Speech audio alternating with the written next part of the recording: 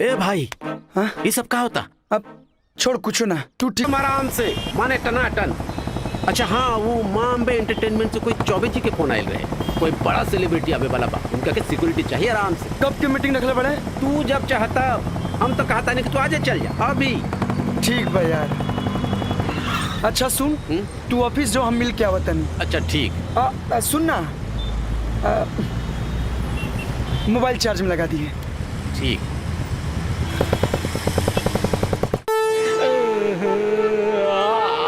क्या होता? कुछ ना भैया, कुछ ना कुछ ना। काम धाम में ध्यान नहीं खे। हाँ? वाह। वो 4 गो आदमी भेजे के रहे मॉल में, चल गई लेके ना? हाँ गेले। और रमेश सर आइल ना, ओकर नाइट ड्यूटी लागल रहे। अच्छा, आई रणधीर सर गो टूटल बाउंड कर। रणधीर सर के पेमेंट नहीं किए। हेलो जी, नमस्कार जी। आनंद सिक्योरिटी सर्विस से मैं सुमन आपकी क्या हेल्प कर सकती हूँ जी? आप अपना कोई कांटेक्ट नंबर दे दीजिए, जल्दी आपसे संपर्क कर लिया जाएगा जी। थैंक यू, धन्यवाद। आनंद सिक्योरिटी सर्विस में संपर्क करने के लिए धन्यवाद। आपका दिन शुभ हो। Thank you. कमाल बाटे भैया, आज तक केहू न पकड़ पाइल कि आनंद सिक्योरिटी एजेंसी में लड़की ना लड़का बोले ले। सही कहता भैया, रउआ बम्बई चल जाए फिल्मी दुनिया में, सबके फाड़ के रख दे रउआ। अरे वो लोगन का पहले ही का कम फटल बात, जे हम भी चल जाए फाड़े। अरे अपना अंदर कला बा, तो हो रहल बना उपयोग। तनी सोचा, अगर लड़की रिसेप्शनिस्ट रखती तब महीना के 15,000 देवे के पड़ित के ना आराम से। क्या है जी? हेलो जी, आनंद सिक्योरिटी सर्विस से मैं सुमन आपकी क्या हेल्प कर सकती हूँ जी? आराम से। ये आनंद के नंबर बाटे ना? जी, ये आनंद जी का ही नंबर है। तनी आनंद से बात कराई था जी। आनंद जी से बात नहीं हो पाएगी आराम से, क्योंकि वो तो बाहर गए हैं। उनसे तो कुछ देर बाद ही बात हो पाएगी जी, आराम से। आनंद से बोलिए हमरा के फोन करे। हाँ जी, कह देंगे। लेकिन आप कौन बोल रहे हैं सर? हेलो, नाम तो बता देते आराम से।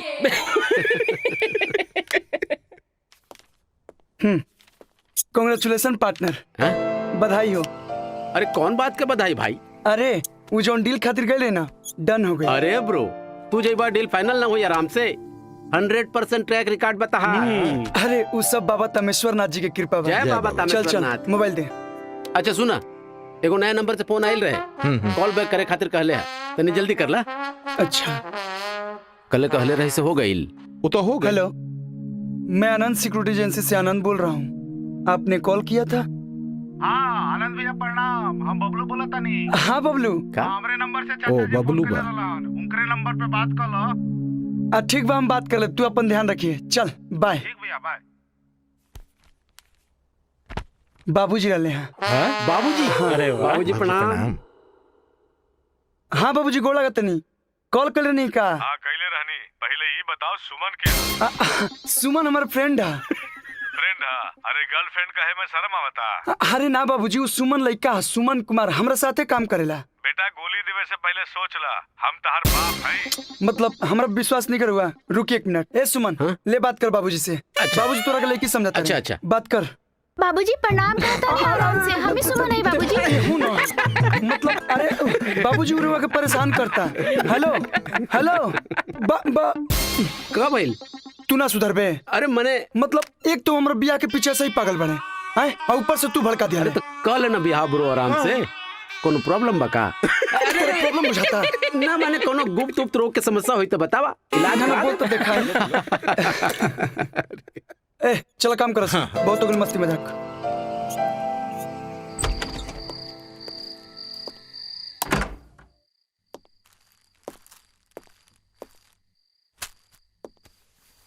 ला ला ला ला ला ला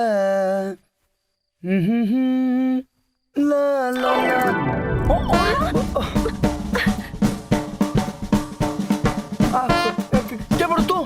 यही सवाल था हम तोरा से पूछे तानी तू के बाड़ा। हमारा घर में घुस के हमरे से सवाल। वैसे हमारा नाम आनंद है, हम आनंद सिक्योरिटी एजेंसी के चीफ ऑफिसर हैं। ठीक बा ऑफिसर होगा चाहे दरोगा, पहले घर से बाहर निकला। हम घर से बाहर निकली? मतलब हमारा घर से तू बाहर निकलबू? तू जा निकला। अरे बुद्धू, तोहार कमरा में ही हमार कपड़ा रखल बा, तो बाहर जाइबा तबे नु पहिना। जाई ना प्लीज। जल्दी चेंज करा।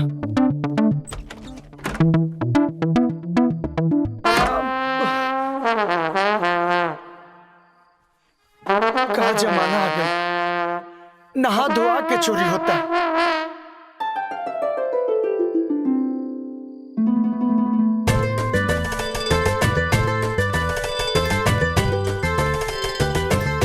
कहा जाने अंदर का करत हुई।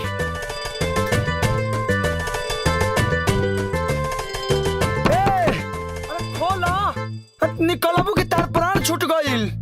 खोला ना तो किली तोड़ दे। खोल। अरे खबरदार जी, हमारे खाने के हाथ लग होता। चल। वैसे तू नाम कहा रे? हमार नाम माधुरी हो। माधुरी हो के चाहे करिश्मा। चल बाहर निकल। हम अकेले इतना रात में कहाँ जाए? ब्रेन में चलावे के चाहिए ना, हरा सब्जी खाए सेहत के लिए जरूरी बा। तारा बाप के होटल हा, जब फरमाइश करता तो कि ये चाहिए वो चाहिए। चल बाहर निकल। अरे बाप, कैसन मरद बाटे।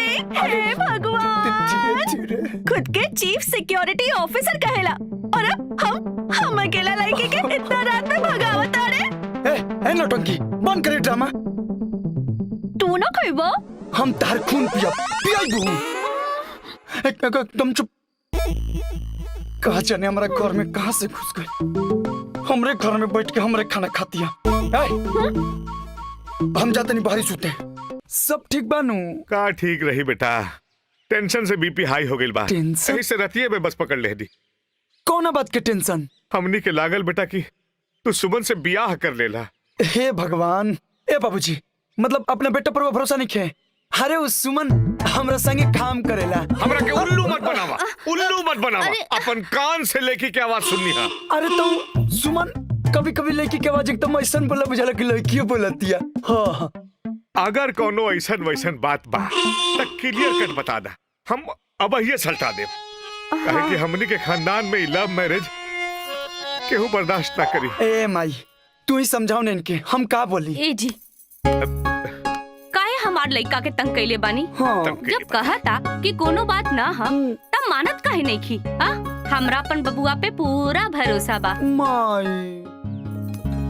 बबुआ, हाँ। तू बाहरी काहे सुतल रहल? हाँ। माधुरी। का बड़बड़ा रहल बाड़े तू? हाँ, माधुरी दीक्षित बाई ना, फिल्म के हीरोइन। शराब तो ना पी ले बा। ए, गांजा पियल शुरू कर दे का रे? अरे ना बाबूजी, हम गांजा ना। टेंशन का बकतले? तारा बाहरी सुते में माधुरी दीक्षित के का हाथ बा? हाँ, हम माधुरी दीक्षित की रातें फिल्म देखनी। जोरा जोरी चने के खेत में, जोरा जोरी। डांस तो दिखा देला, अब पूरा कथा इधर सुनाई बा कि अंदर ले चलवा। चला ना बाबूजी, ना माई, ना वो फ्लैट बहुत गंदा बा। क्या बना कि हम बहुत दिन से बाहर निकल रही। हाँ। तो साफ सफाई नहीं खे। हाँ। रोवा लोग हमारा दोस्त क्या जाए, हम साफ सफाई करावता नहीं, फिर रोवा लोग आजे लोग। अरे अपन घर रहते हम दूसर के घर काहे जाए? ना माई ना।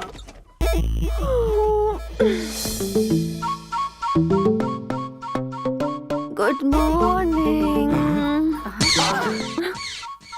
तई बड़ी तहर माधुरी दीक्षित।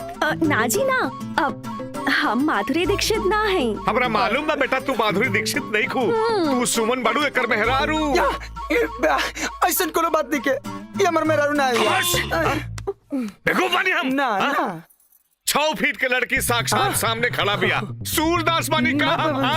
हे भगवान, एगो बेटा ना देला वो कुल कलंक चला ए बाबूजी अरे गुस्सा थूकी रुआ अंदर चली हम सब बताओ नहीं चली बाबूजी सब कुछ जानला के बाद हम ही जाए 1 मिनट ना रुकम ए बाबूजी ए माई तू ही समझाओ ने इनके माई ए जी चली न भीतरी समझ तली बात का बा। अब का बचल बा आँखी से देख लेनी क्या समझे के बा आजी चली ना रउआ के हमार क्रिया चली ना हाँ। चली चली ना हम आवत नहीं हे भगवान ई का हो गई नहीं हमरा दी आग तू लगलो बड़े तू ही बुताई पे बैठी पहले रउआ सांस ले ली।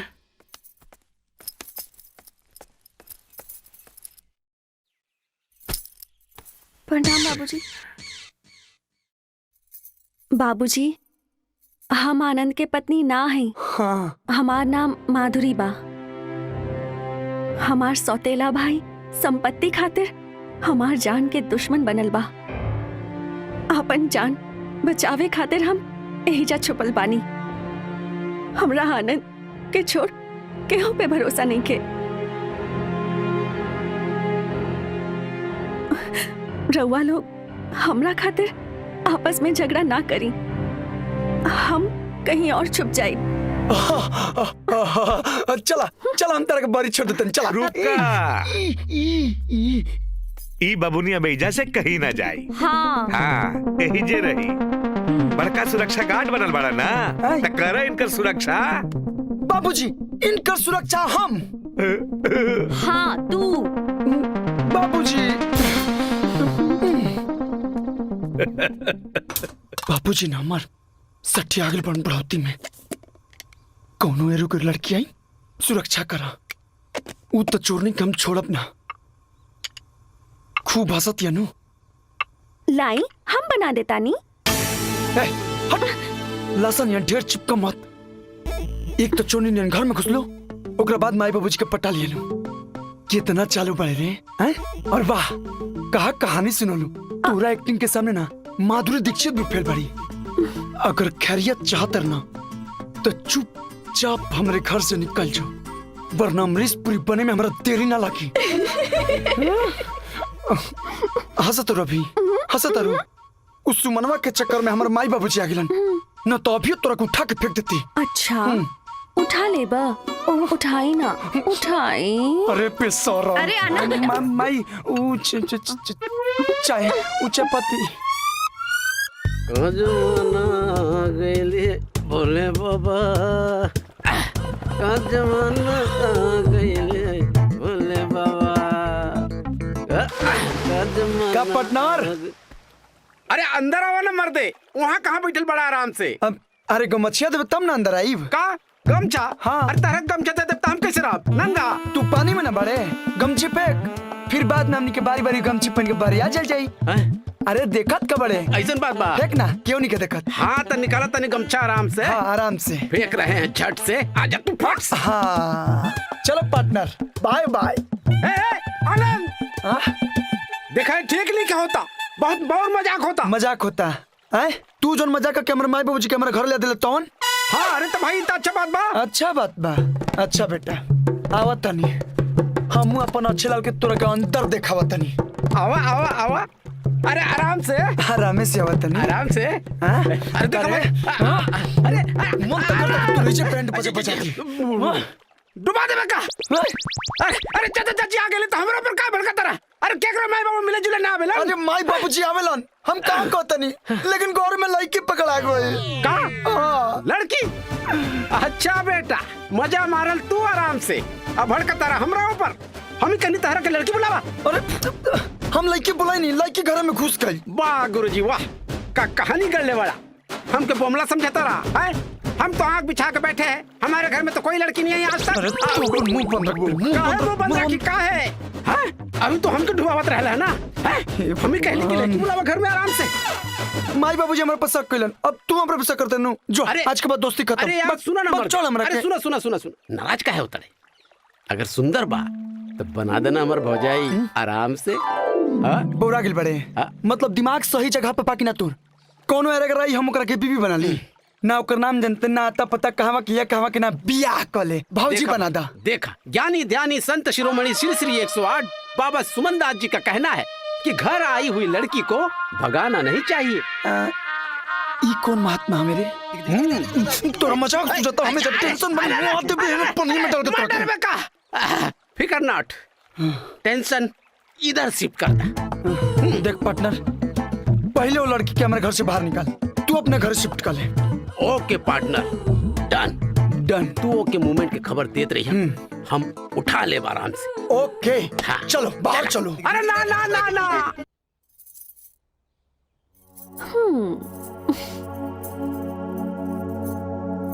चली ड्राइंग रूम में, खाना लावतानी। हमरा भूख नहीं के। हाँ, ऐसे कैसे काम चले? दिन रात मेहनत करेला, खाइबा ना त कमजोर ना हो जाइबा। ए, ज्यादा हमर मतारी बने की कोशिश मत कर। अरे पिस्ता नहीं बरिस का, दोसरा के खून पी के तोरा आनंद आवता। तू जल चल जो, हमर माथा दर्द करता। अब त लाई ना, दबा देता नी। तू भाग जो, जैसे मन तो करता कि तू हम गर्दन दबाती। हाय, वो मौत भी कितनी हसीन होगी जो सनम के हाथों नसीब होगी। अरे बेटा का कर लगला, खाना खाला। हम मैया बतानी बक। आवा बेटा बैठा। आनंद बेटा, माधुरी बहुत अच्छा लेके भी है, एकर सुरक्षा ठीक से करिए। कैसन राक्षस एकर भाई बा।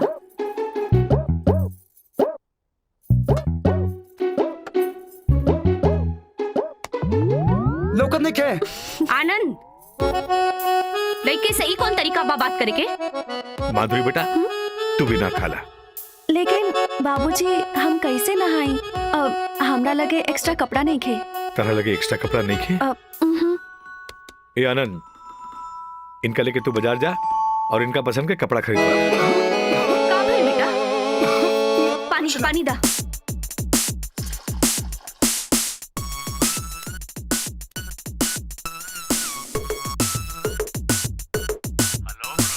हाँ पार्टनर, शिकार बाहर निकले वाला था। LBS mall.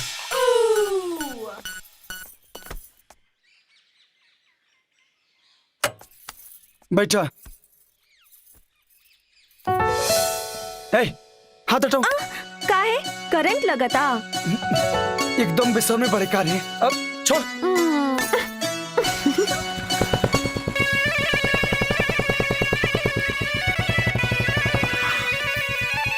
हे प्रभु, जान छोड़ाओ एकरा से। हाँ, अल्लाह तो हम लोगों का जोड़ी सलामत रखे।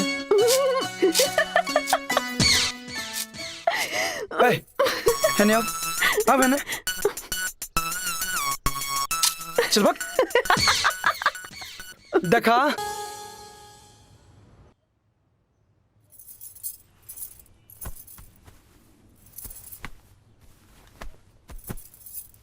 ई कैसन हा? ई ले ली? हाँ लेला, सब तेरे बाप के माला ना। अजी नाना, बाप के ना, ससुर के हा। हाँ? ककलो? मतलब होखे वाला ससुर के। सपना मत देखा दिन में, ई कबो ना हो सकेला। चिढ़ा मत ना, हर समय एक के मूड में रहेला। अच्छा सुना, एगो कपड़ा अपना पसंद के ले देना।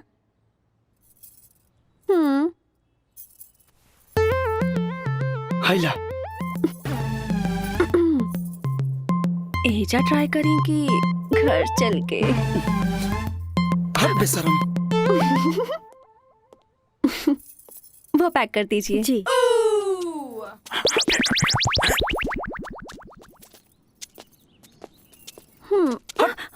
शांति से चलने क्या जाता रहा? हाथ हटाओ। हम ना खाए। खा ली ना। अरे हम कह दिन कि एक बार ना खाए तो जबरदस्ती खाए। खा ली ना। अरे हटाओ ना। It's okay, it's okay, it's भाई साहब, सॉरी भाई साहब। भाई साहब, अरे सुनिए सुनिए, इसको हॉस्पिटल लेके जाइए, हॉस्पिटल लेके जाइए। Ambulance, ambulance. अरे इसको ले चलो। अरे करने के गम तू झूठों के का। ले जाओ, तू खा खा। अरे बहुत अच्छा आइसक्रीम। कुछ नहीं के भाई। का हो बाबा ज्ञानी ध्यानी? सुमन दास जी डुबा दिलन लुटिया। मतलब यही बल पे तू करके अपना घर ले आओ चाहत रहा। आज था अलग गईल कि हम कितना झेलता नहीं। अब ढेर इज्जत मत उतारा यार, हो जाला कबो कबो। अब हमरा का मालूम रहे कि नकिया पर आइसक्रीम लग जाई, हम अपने ही जाल में फंस के बेहोश हो जाए आराम से। चुप रहा, चुप। अब तू मत चिढ़ा। अब मतलब आगे कुछ होई कि टेंशन लेवे के शौक उतर गई। ओहे तो सोचा तानी, तनी सोचा था आराम से। सोचा हमार तो दिमाग हैंग हो गइल बा। एगो हमर माई बाबूजी हद कदर बने, हम ओकरा के भगावल चाहते तो उ लोग बसावल चाहता लोग। पता ना ओकरा खर खानदान में केहू ओकर खोज खबर लेवल बा कि ना। ना ना ना ना पार्टनर, आइडिया। हाँ है वैसा।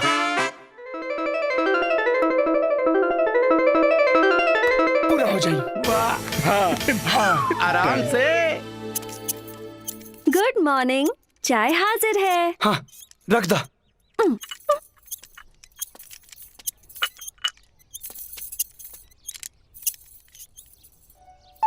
अब जा कि छतिये पर सवार हो कबू। काहे यही जबानी था प्रॉब्लम बता रहा के। सबसे बड़ा प्रॉब्लम तो तू ही बाड़ू। कितना आदमी यही प्रॉब्लम खातिर तरसेला। जे तरसेला नु ओकरे भेजा कस बला टल जाइत। टल जाइब, समय आई तो चल जाइब। सच बताओ, तू हमारे घर में काहे घुसल बड़े? कहानियत बतौर। कहानी ना, हमरा के अपने सौतेला भाई से जान के खतरा बा। फिर झूठ बोलता रहे। ये गोली ना हमारे बाप माई पे चली। हमरा पना एक बात कान खोल के सुन ला कि तोरा भाई से जान के खतरा होके चाहे ना होके, लेकिन हम तोर खून कर दे। अच्छा कर देना, रोक ले के बा। मजाक बुझाता जान ले लब तोर। हाय, आप क्या मारेंगे मुझे मेरे सनम? कब का मर मिटे हैं आपकी अदाओं पर हम। छोड़, अरे बस शर्म को कितनी भी बड़ेगा।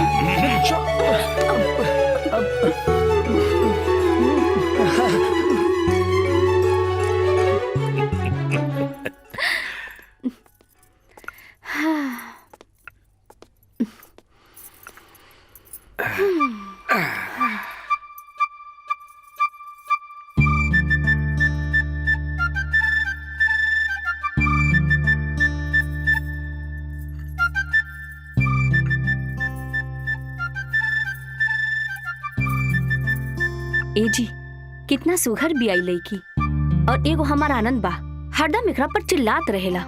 अरे चिल्लात नहीं खे, ई उ दोनों के नोक झोंक बा, यही जाके आगे प्यार में बदल जाला।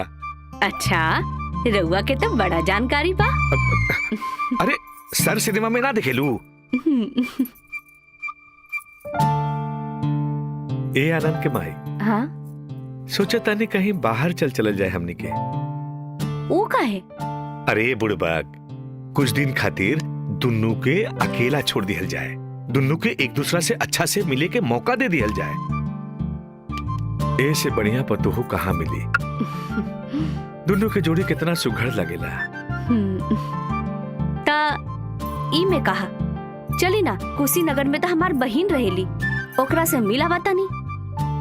हाँ। ओम नमः शिवाय, ओम नमः शिवाय, ओम नमः शिवाय। रक्षा करो प्रभु। जय हो तमेश्वरनाथ बाबा। ला ला ला ला ला ला ला।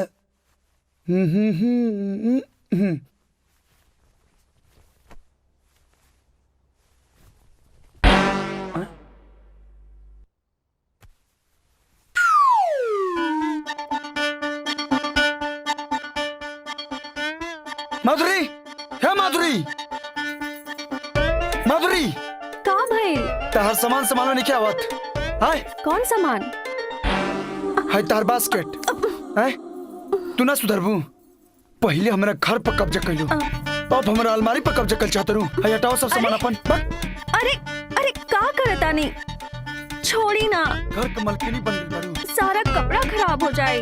कहाँ बा हमार बेटी माधुरी? हाय सब सामान अरे अपन बाहर छोड़ी ना। देखा बाहर क्या आइल हो? जी बाबूजी, फेंक दे सब। अरे आगे लोग वालो प्रणाम। वरना प्रणाम। आपन से बड़े आदमी से ऐसे बात कर जाला। गधे के बच्चे, गधे के बच्चे। गधे के बच्चे पांचू के प्रणाम करो, पांचू के। आए पांचू और कुत्ता के दिन है आज तोड़ दिन है। देखा देखा तार बाबूजी, देखा तारे, देखा। अरे चाचा जी, हाँ हाँ प्रणाम। खुश रहा, हाँ, खुश रहा। माधुरी मैडम अंदर बाड़ी। अंदर बाड़ी। हाँ, चली, चलो, चली। तू लोग ये खड़े रहा। हाँ चली।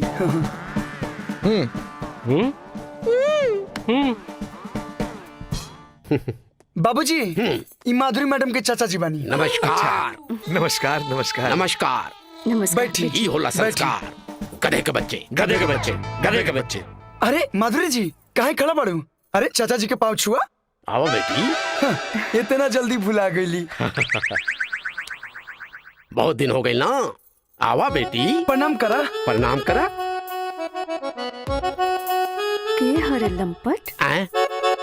आई, आई, आई, आई, आई। चाचा जी हो गइल, प्रणाम। हो गइल, प्रणाम हो गइल। जा जाओ अपन सामान लेके आवा। घर जाए के बा बेटी। लेकिन इनकर सौतेला भाई, कौन सौतेला भाई? कैसे सौतेला भाई? वही जे इनकर दुश्मन बा। केहू केहू के दुश्मन नहीं खे। हमरा रहते कुछ ना होई। चला बेटी, हमरे घर चला, हमरे घर चला, चला। अच्छा तरवा अपना घर ले जाता नहीं। हाँ हाँ माधुरी बेटा, हम वही जरूर आए, कुछ जरूरी बात करे के बा। हाँ हाँ जरूर आई हवेली पर। रउआ के वो खातिरदारी करब, वो खातिरदारी करब। का खातिरदारी करब? खातिरदारी करब। अब अरे तू कहाँ खड़ा पड़ू? अरे जल्दी से सामान लेके आओ, लेट होता। जा। हाँ बेटी। सुनी सुनी सुनी, चाय नाश्ता लेके हाँ, हाँ, आई जी, जाए। ना ना ना ना, चाय पानी नाश्ता की जरूरत नहीं कि हम खा के नहीं है। अरे महल बमाल हमार घर, राजा बानी हमने के है। कब आई हमार घर आराम से। हम तो कहा था नहीं कि रउआ साथ चली। हेलो गई भैंस पानी में। जी, आनंद सिक्योरिटी एजेंसी से मैं सुमन बोल रही हूँ। बताइए मैं आपकी क्या सहायता कर सकती हूँ सर? जी सर, हम लोग गार्ड प्रोवाइड करते हैं। हाँ जी सर, सिक्योरिटी गार्ड 25 गार्ड अब जी मिल जाएंगे सर। जी 25 गार्ड के 50,000 लगेंगे, वो भी कैश। जी वो पहले देना पड़ेगा सर। जी thank you. Anand security agency में संपर्क करने के लिए धन्यवाद। आनंद बेटा, तनी दरवाजा तो बंद करा। ऊ का है? कहे? राजा साहब के राज तिलक करे के बाद जाहिदी बाबूजी। मने काहे? ये लफंगा हमार फोन उठैले रहे। आ तू ऐसने लफंगा के साथ काम करत रहे। ना देख रहा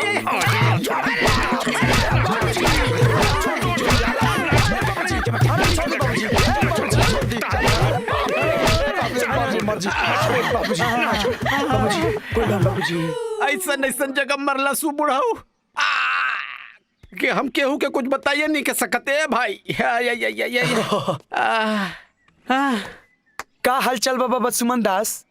काहे बन गए उदास? अच्छा बाप मार मार के हमरा के बना देला जिंदा लाश। अब पूछत तरह काहे बा उदास? नमक छिड़कत तरह हमरा जख्म पे। तो हमरा ऊपर काहे भड़कत रहा? आए गलती तुहार नु बा। कितना बढ़िया प्लान सक्सेसफुल होत रहे, तो बीच में का जरूरत रहे? हेलो मैं सुमन बोल रही हूँ। आदत बा ब्रो, आदत। जैसे ही कोई फोन पे आनंद सिक्योरिटी सर्विस कहेला तो ससुरा अपने आप गला से लड़की की आवाज निकल जाला आराम से। खैर छोड़ा, आगे बतावा का प्लान कर जाऊँ? अब जौन प्लान करे के बाद तू ही करा। अब काहे कि तहारू बुढ़ाऊ हमरा केहू काम करे लायक ना छोड़लस। ए भैया, ई तोहरा साथ जो होता नु, ई हम आज तक कौनो फिल्म में न देखले हई। हाँ वो ठीक है कहा था। हाँ, एगो जवान लड़की एगो जवान लड़का के घर में घुस के काहे रही? काहे रही? पॉइंट में दम बा। बात तो सही कहला सही। लावा जी पेन कागज, तनी दिमाग लगाते हैं, बताते हैं तुमको। हम बताओ जल्दी। भाई एकर 4 कारण हो सकेला। एक तो वो लड़की पैसा खातिर तहार पीछे पड़ल होई। मतलब बौरा के बड़े कार है हमरा के कौन कुबेर के खजाना बाकी लड़की पैसा खातिर हमरा पीछे आई? चलो पहला खारिज कर देते हैं हटाओ भाई। तब तो दूसरा कारण हो सकेला उका कि वो लड़की चालू हुई। ना ना चालू नहीं खे, लेकिन हाँ नटखट बिया। ए भैया, हाँ तब तो ई हो सकेला कि ऊ लड़की कोनो क्राइम कैले हुई और छुपे खातिर तहरा घर में घुस गई हुई। हाँ ये हो सकेला, लेकिन ये नु चिंता के बात बा यार। वो हमारे माई बाबूजी के अपने झांसा में ले बिया। ना जाने कौन जादू चला दे बिया। जौन जौन बुलतिया हमारे माई बाबूजी हाँ में हाथ सर हिला देता। तब तो एक बात हो सकेला उका कि वो लड़की तहरा पे फिदा हो गेल होई आराम से। मतलब भगवान में उधर तो कुछ बकर बकर बोलत रहा बा। ना हम ओकरा के देखनी ना वो हमरा के देखलस। मने भाई तू न देखला ये बात गारंटी बा, लेकिन वो न देखले होई ये बात कौन गारंटी बा है? हो सकेला कि आप फिदा हो गेल होई आराम से। चल मान लेनी तोर बात। ए आनंद भैया, जब वो रउआ से प्यार करतिया तो रउआ कॉली नोकड़ा से प्यार कली ना कल ही प्यार तारो ये विचार बा। कल लेती, लेकिन तारा ऐसा प्यार भरल दिल हमरा के नहीं खेनू। अब जानता नहीं भैया कर लीला कि जब कोनो हीरोइन फेसबुक पर लव यू बोले नु तो इनकर लगला कि हमरे के लव यू बोलतिया। तब से ओकर फोटो पर्स में लेके घूमत रहले।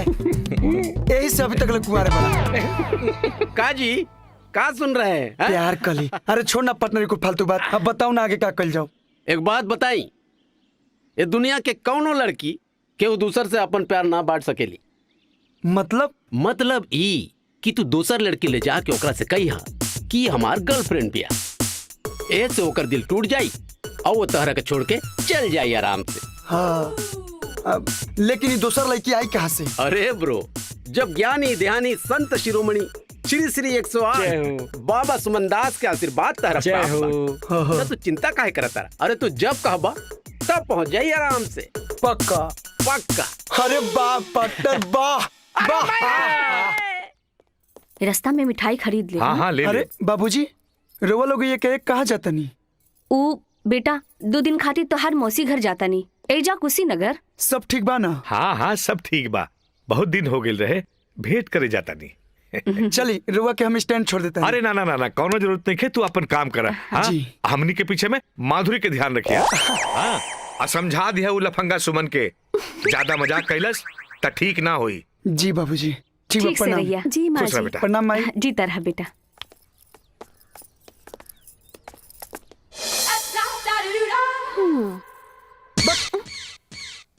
क्या? और जाना कि माथा पर चढ़ाबू।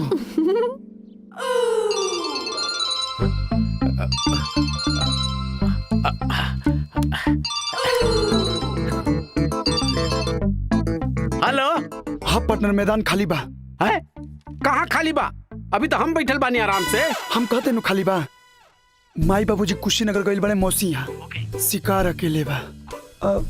वैसे तू कहाँ बैठल बड़े? अरे वो सब तू छोड़ा यार, बस आज तहर काम हो जाई आराम से। पहले धो लेता नहीं। चल ठीक बा, फोन रखब। ओके बाय। चाय।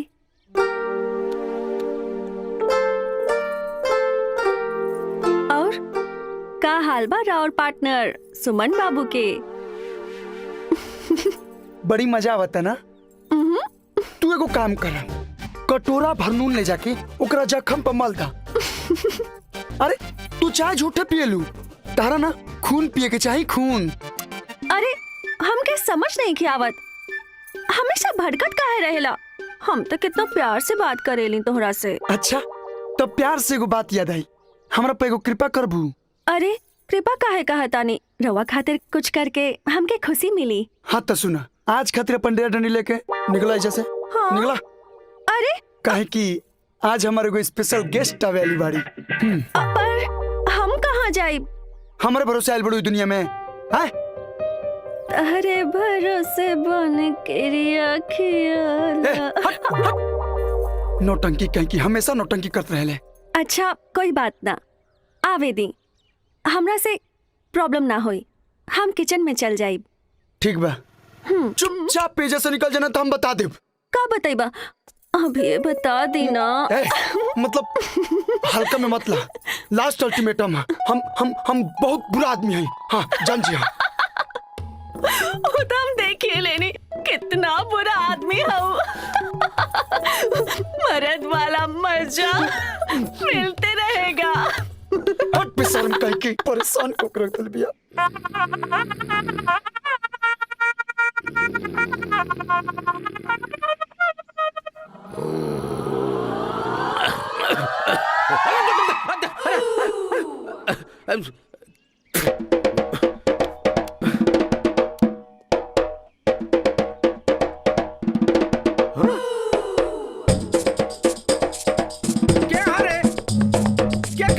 हम कहीं नहीं। हाँ आनंद ब्रो तू? अरे यार का घटिया मजाक कैला? हम मजाक कहीं नहीं। हैं? तू जो दूसरा के मुंह काला करके सोचबे तो तोर मुंह कैसे बची? देखा फालतू बात मत कर, हम के कर मुंह काला कहनी? फालतू बात हम करता नहीं। अरे ऐसा शरीफ आदमी के है, वो बाजारू लेके भेज दले। ई कहर कथा। अच्छा वो बात। हाँ त कहाँ से लेती शरीफ लड़की? ऐसा काम खातिर ऐसे ही लड़की की जरूरत पड़ेला। अच्छा छोड़ा ये बात, और ये बतावा कि प्लान सक्सेस भइल कि ना? हाँ सक्सेस भाई। अरे हमारी इज्जत अपने दाव पे लाग गेल रहे। शुक्र मनाओ कि माधुरी हमारी इज्जत बचा लस। मने प्लान फेल हो गई। तना हुई। अरे वो माधुरी के सामने पैसा मांग रहा, सारा ड्रामा समझ गेलू। अरे यार अब का खेल जा? Idea bro. ना लास्ट बा लास्ट ना। एकर मत कबू जरूरत ना पड़ी एकदम प्लान ना। के। तू अपन सरल प्लान अपने भी रख। सुन ले ना अरे भाई। हट, हम ना सुनब।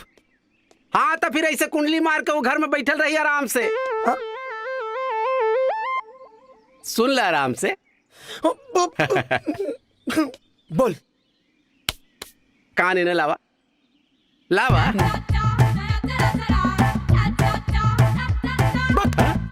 हमेशा खुरपाती आइडिया सोच ले। अरे ई सब हमरा से ना हुई। करे का पड़ी मरता का ना करता। अरे यार हमरा में हिम्मत नहीं के, तुम कैसे करो? डोंट वरी ब्रो, शाम के हिम्मत बढ़े के दवाई मिल जाई। वो लड़की की वजह से हमरा का करे के पड़ी। कौनो रास्ता नहीं के। या आज ना छोड़ब। है कल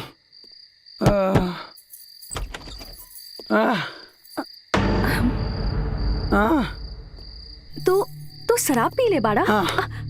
पीले बनी वो तोरा चलते पीले बनी, बहुत पीले बनी। तोरा के हम शुरू अल्टीमेटम दल रहे ना कि चुपचाप पेशे से निकल जाओ। तोरा कल रहे ना बहुत बुरा आदमी आई। अभी तोरा के पता होता नहीं। चल अब ई का करे तड़ा? करे आज लाज लगता तोरा, बहुत परेशान कर दिल बने। अब आज तोर मैं मन से पूरा कर देते हैं। ऐ सनम तेरे हाथों से मौत हासिल होगी आज तो। तेरा मन के मैं कर देते हैं। ना ये हमारा पहले रात में कर दे वेकेशन। तेईस झंझट न रही थे। अब आओ ना छोड़म न छोड़ तो रखे न छोड़म। हम तो तारा जैसन पत्थर के सनम मान के अपन भगवान बनावे चाहनी, लेकिन तू तो हैवान बन गईला। अरे हम तो अपन पूरा जीवन तोरा हवाले खुद करे के सोच ले रही, लेकिन तू कोमल भावना के कुचल देला। तोरा के प्यार और बलात्कार में फर्क ना समझ आइल।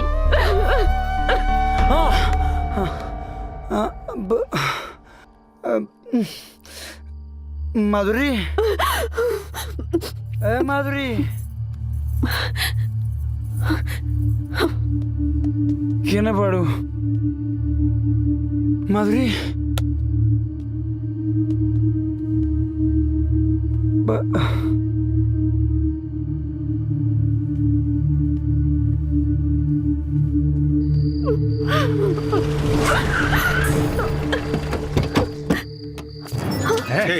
चल हथियार के यूज ना करी।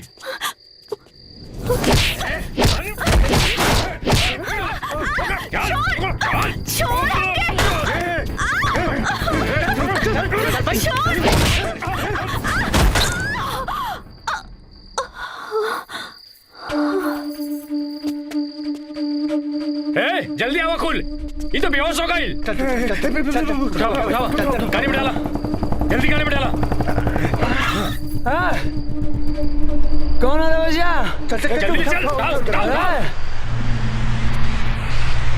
धार मार होकर के।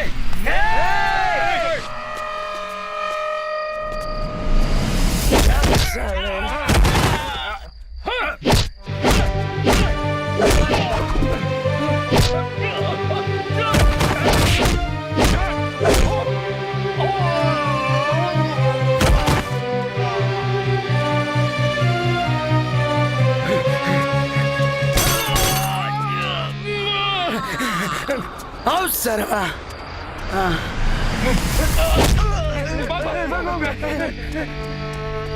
माधुरी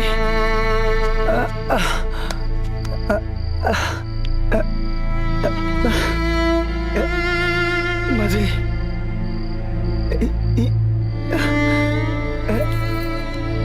माधुरी माधुरी कुछ बोलो ना माधुरी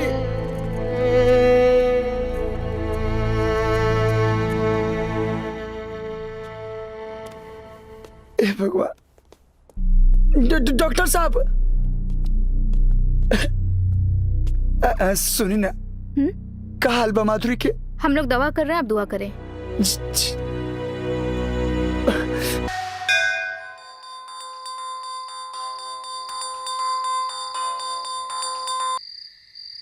हाँ ब्रो, ऑपरेशन सक्सेस हो गई।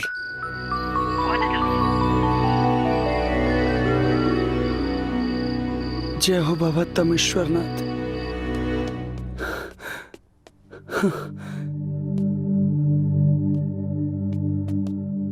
ई कैसन बाड़ी? अब खतरा से बाहर बाड़ी।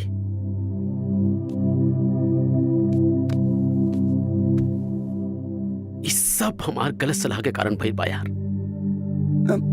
ना, सब हमारा कारण भइल बा। रात हम दारू पी के माधुरी के साथ बदतमीजी के सारा हाथ पार कर गई। हमरा से बहुत बड़ गलती हो गई। हम अपने आप के जीवन भर माफ ना कर सकब। अरे ये हमके बराबर बताते रहे कि हमरे जान के खतरा बा, लेकिन हम सब झूठ समझनी। बस एकरा के भगावे के बारे में सोचनी। काश 1 मिनट खातिर एकरा पर भरोसा कर लेती। बस एक बार एकरा एंगल से सोच लेती। हिम्मत रखा यार, सब ठीक हो जाएगी। ना, कुछ ठीक ना हुई। हम बहुत बुरा आदमी बने। अरे एगो लड़की मदद के खातिर अपन सुरक्षा खातिर हमरा पास आई और हम अरे का खाक सुरक्षा एजेंसी चलाई। कोई बात ना भाई, कोई बात ना। होश में आई तो माफी मांग लिया जाई। तू अपन आप के संभाला। ठीक बा। हेलो। हाँ बाबूजी। हाँ आनंद बेटा, कहाँ बड़ा तू? अब माधुरी कहाँ बड़ी? हॉस्पिटल में बनी। हॉस्पिटल? ठीक बा, हमनी अभी आवता नहीं।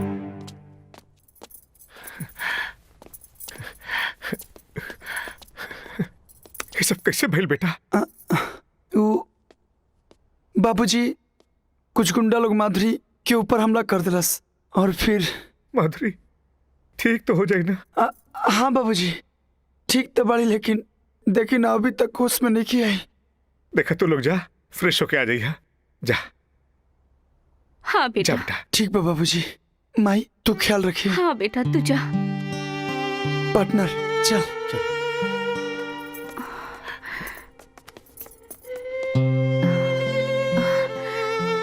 हमरा तब बुझाता ई सब एकर भाई के करतूत होई।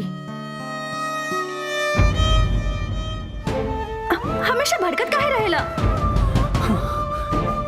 तहरे बरस बानी के रिया खियाला जो सनम के हाथ में नसीब होगी।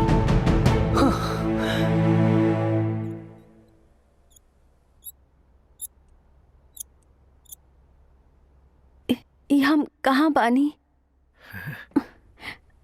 ये कौन जगह बा? आप हॉस्पिटल में है।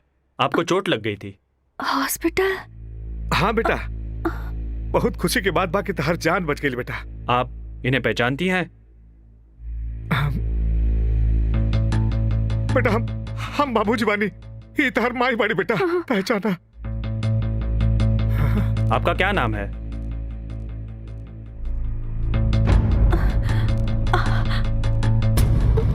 देखिए, अत्यधिक चोट लगने से इन्हें कुछ भी याद नहीं है। मुझे लगता है इनकी याददाश्त चली गई है। डॉक्टर साहब, लेकिन याददाश्त वापस आ जाए ना? कुछ कहा नहीं जा सकता। कभी कभी बहुत समय लग जाता है। खैर मैं इन्हें नींद की इंजेक्शन दिलवा देता हूँ। अभी इनके दिमाग पर जोर देना ठीक नहीं है, इसलिए आप लोग अभी जाइए, ठीक है? लेकिन डॉक्टर, माधुरी की हालत में छोड़ के हमने कैसे जा सकता नहीं? हम लोग हैं, चिंता मत कीजिए। वैसे अटेंडेंट लोग यहाँ अलाउड नहीं है। आइए। माधुरी कोनो क्लाइंट नहीं की चाचा जी। एक दिन शाम के आनंद के घर लौटले पर वो घर में पहले ही से मौजूद रहे। आनंद का तो खुदे पता नहीं खे कि वो कौन है, कहाँ से आयल बिया। अरे रोवा लोग जा तो माधुरी लगे के बा? बेटा घबरा मत, माधुरी ठीक बड़ी। हॉस्पिटल में अटेंडेंट के रुके के परमिशन नहीं खे, सिर्फ मिले के टाइम पर मिलल जा सकेला। लेकिन होश में तागल बड़ी ना बेटा, माधुरी के कुछ याद नहीं की का? हाँ बेटा, वो तो अपना आप के भी नहीं की पहचान पावत। सर आपका पेशेंट के साथ में क्या रिलेशन है? मैं उनका भाई हूँ। कोई आईडी प्रूफ? एक मिनट।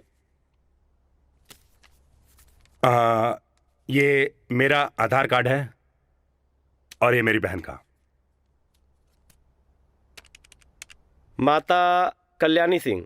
सर थाने पर फिजिकल वेरिफिकेशन हो गया है। ओके ओके, आई सी। सर आप अपने सारे पेपर काउंटर पे जमा करवा दें और वहां से डिस्चार्ज स्लिप लेकर के आप उन्हें ले जा सकते हैं।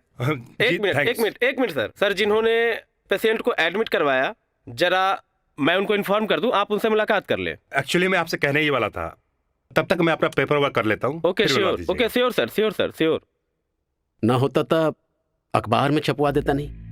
अब ना ये ठीक नहीं है। ओकर जान के खतरा बा और वो मुसीबत में पड़ जाई। अरे भाई, तो फिर पता कैसे चली कि वो के रहे, कहाँ के रहे?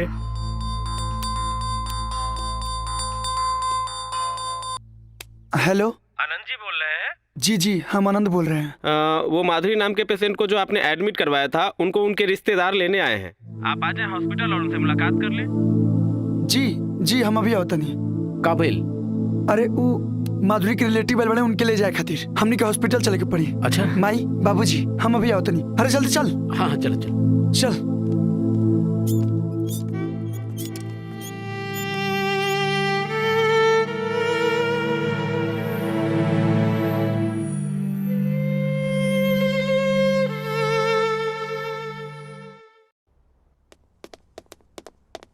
मैडम जी कहाँ है माधुरी के रिलेटिव? वो तो चले गए पेशेंट को लेकर। चले गए? जी।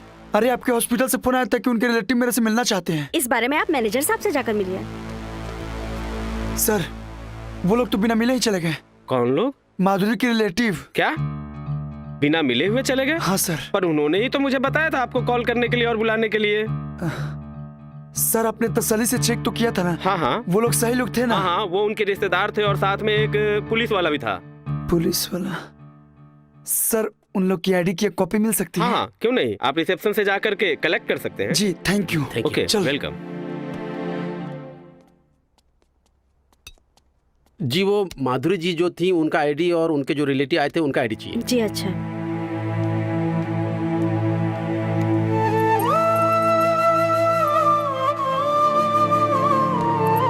Thank you. ये ला, सुना, तू घर जा, हम जैसे ऑफिस जाए। हेलो ब्रो, भूल जा सब।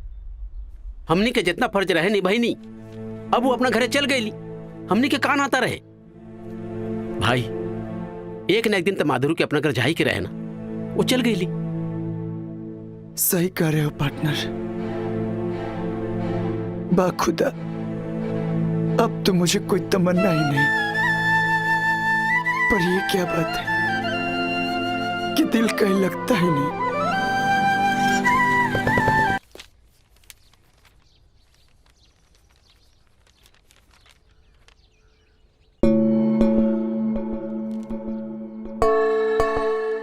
अरे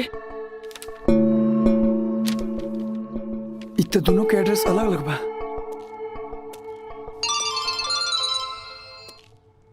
हेलो ब्रो। हाँ पार्टनर, कहाँ बढ़े? मगर कबीर आश्रम के पास। तू जरूर, हम अभी आवता नहीं।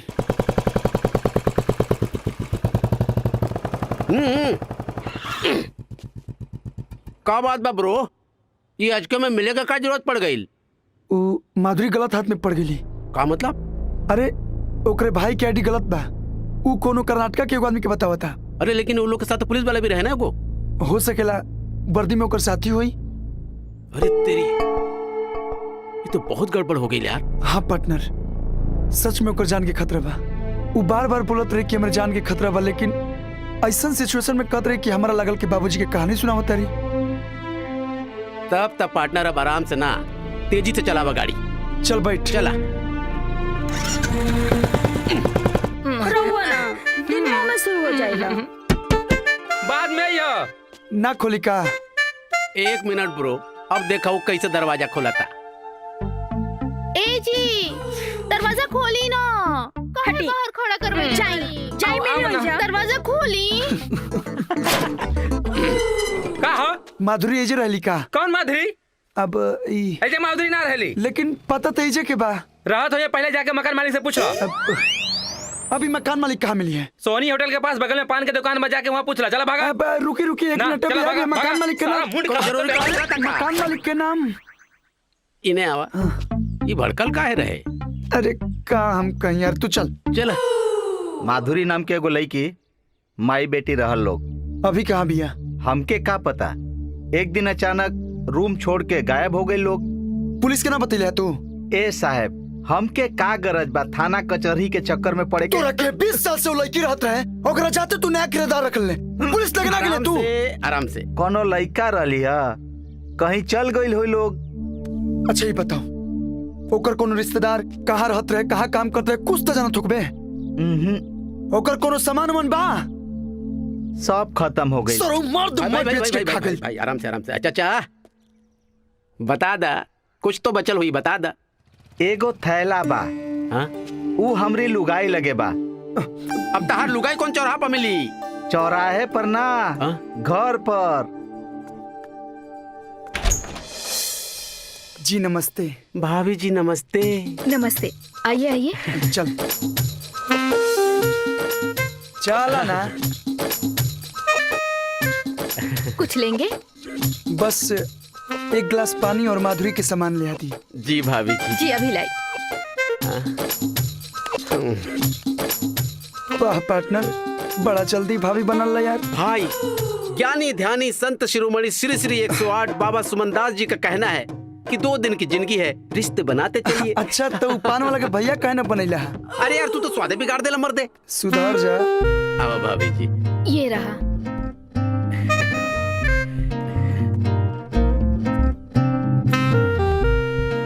आप कुछ लीजिए ना, ठंडा गरम। जी, गरम की तो जरूरत नहीं है जी आपके रहते। हाँ, ठंडे की जरूरत जरूर पड़ सकती है, वो भी चिल्ड। भाभी जी एक बात पूछूं, बुरा तो नहीं मानिएगा? पूछिए। कहाँ आप हुस्न की मलिका, कहाँ वो, ये मेल जरा समझ नहीं आया। एक कहावत सुनेंगे? हाँ हाँ। माया में सभी रमे, राजा रंग और फकीर। वैसे भाभी जी एक और कहावत है, माया महठगनी हम जानी। आप बातें बहुत अच्छी कर लेते हैं। करता तो मैं बहुत कुछ अच्छा हो जी, बस कभी अवसर नहीं मिला। पार्टनर चल, हो गई, चल जल्दी। भाभी जी जी मैं चल अब किए जरा। हाँ चल। ओके भाभी जी, बाय बाय। समझ में ना आयल की बेकार कुर्ता काहे ले लेला तू? तहरा काम पर ध्यान रही तब नु। मैंने का कहे चाहता रहा? सोचा, कुछ सोचा। का सोची? जब माई बेटी दोनों अकेला रहते रही सब, तो इमारत के कुर्ता कहाँ से आई? देखे मुझे हाथ, यही में माधुरी के पता बा। कहाँ पर पता? परवेश टेलर। ई कुर्ता रहुए हैं सवाल बना। हाँ, एक ग्राहक के बा। कुछ याद नहीं के। अरे महाराज जी कैसे बात करते नहीं, इतना महंगा कुर्ता थोड़े ना सब कोई पहनेला। आज के जमाना में भैया हर कोई पहनेला।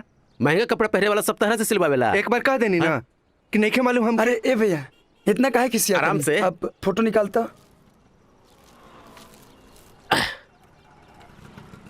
इनकी कहीं देख ले बनी का? ना तनी बढ़िया से देखी ना। ना देखी महाराज, तू लोग के बाड़ा काहे पूछा तारे इनका बारे में? जब तहरा कुछ मालूम है नहीं खे, तो हमनी के कुंडली जान के का घंटा हिलाई बा। चलो जी चल। हेलो अर्जुन भैया, का चाचा इनके देख ले हुआ का ना चल कहीं और पूछल जाओ।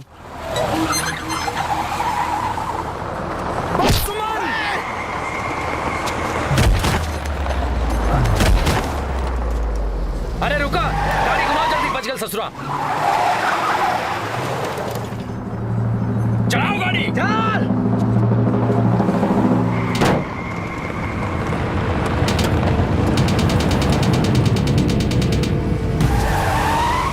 या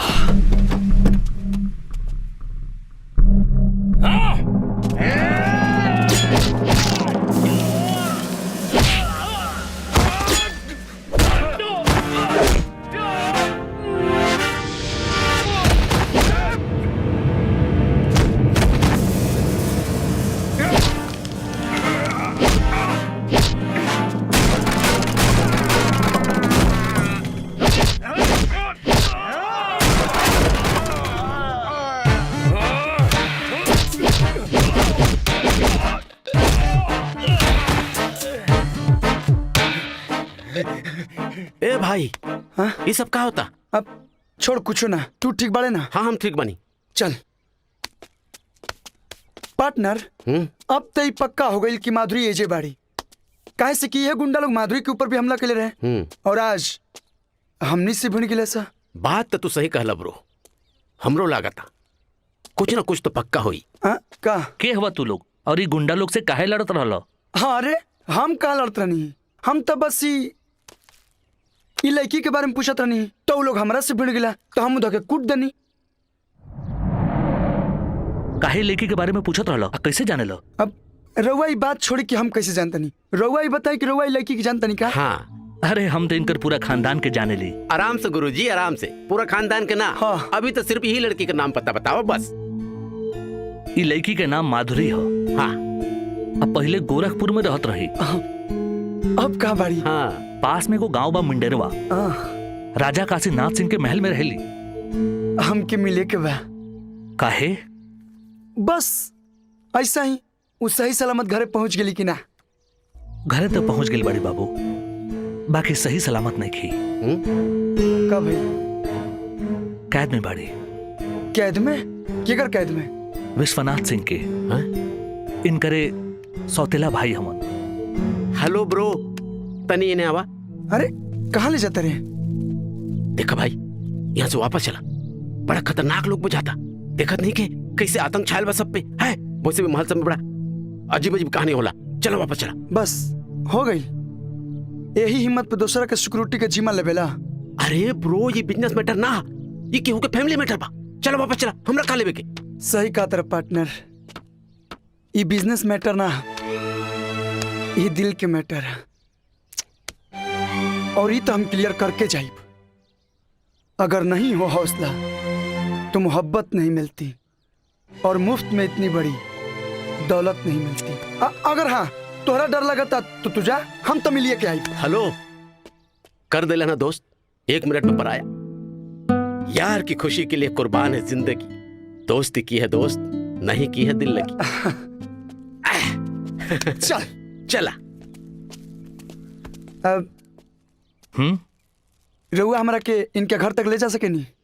बहुत मुश्किल बा। हाँ? काहे? में मुश्किल का कौन बात बा? वो मजा के बा बस। बाबू एक घर में जाए का अधिकार सिर्फ हमरे हो। हाँ? ओजा विश्वनाथ बाबू के आदमी के चारों ओर पहरा रहेला।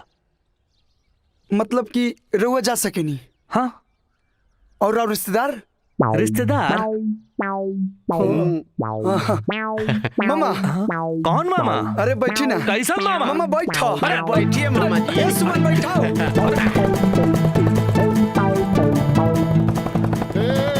रुक रुक रुक रुक।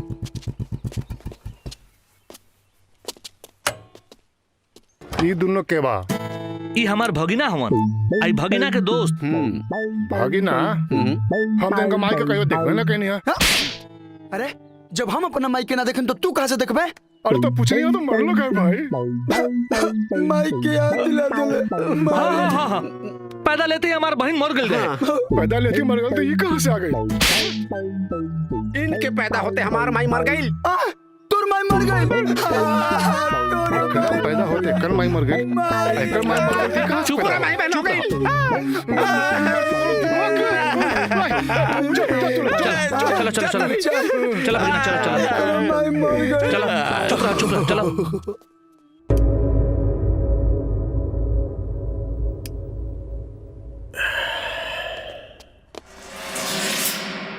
नमस्कार। हुकुम ये हमार ए जाना प्रणाम जी। हम आनंद बानी, हम खलीलाबाद से आयल बानी। कुछ दिन पहले और बेटी माधुरी जी हमारा घरे आ गई रही। हमरा मालूम है बेटा। आओ बेटा बेटा जी। मालूम रहे, इनकी कैसे पता चल गई? अच्छा कहला तू आ गईला, तोहार बहुत बहुत धन्यवाद बेटा। अगर हम अपना ही घर में कैद न रहती तो खुद दे आई थी तोहरा पास मिले। हमरा यह समझ में नहीं आवत कि आखिर का कारण बा कि रुआ अपने घर में खुद कैद बानी। कारण केहू और नहीं के बेटा, हम खुद दे बानी, दूसरा के का दोष दी हम तो जायल रही माधुरी जी के राजी खुशी जाने। हाँ।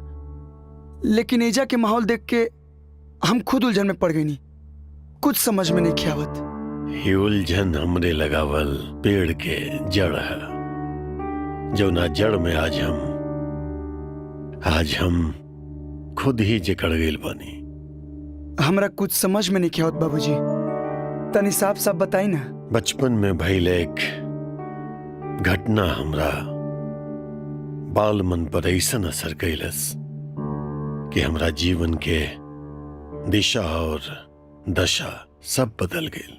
हमनी के पूर्वज आजादी मिलला के बाद अपन रजवाड़ा लोकतांत्रिक सरकार के सौंप दिलस। ये एवज में वह लोकतांत्रिक सरकार हमनी के जीवन यापन करे खातिर राजशाही वजीफा मुकर्रर कैलस। लेकिन आज 24 साल बाद वह सरकार हमनी के दिहल सरकारी वजीफा के रद्द करे के हुक्म सुना देलस। कहां तई सरकार सत्ता में आयल रहे गरीबी दूर करे खातिर, लेकिन गरीबी दूर करे के जगह वो अमीरन के दूर करे लागल। धोखा देलस हमनी के साथ। ही भी ने सोचलस कि हमनी अपन जीवन यापन कैसे करब। अरे कटोरा लेके सड़क पर भीख मांगी हमनी, भीख। सरकार हमनी के झुकावे के चाहता, झुकावे के चाहता। लेकिन राजा है हम, राजा बन के पैदा ले बानी, राजा बन के जियल बानी, और राजा बन के जियब और राजा बन के ही मरब।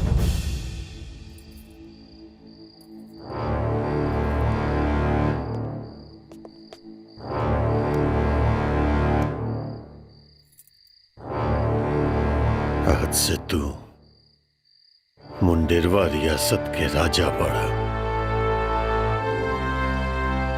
वादा कर हमरा से तू कि अपनी राजशाही शान बांध के ता जिंदगी रक्षा करब। केहू के सामने झुकबा न तू, वादा कर हमरा से। बाबा महाराज, हम रउआ से वादा करतानी कि हम केहू के सामने सर ना झुकाए। अगर सिर झुकाए के नौबत आए तो हम अपन सिर कटा देब या सिर झुकाए वाला के सिर कलम करवा देब। शाबाश शाबाश। राजा काशीनाथ की जय।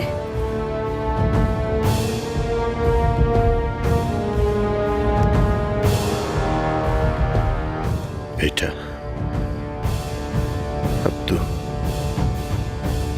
जा आराम कर।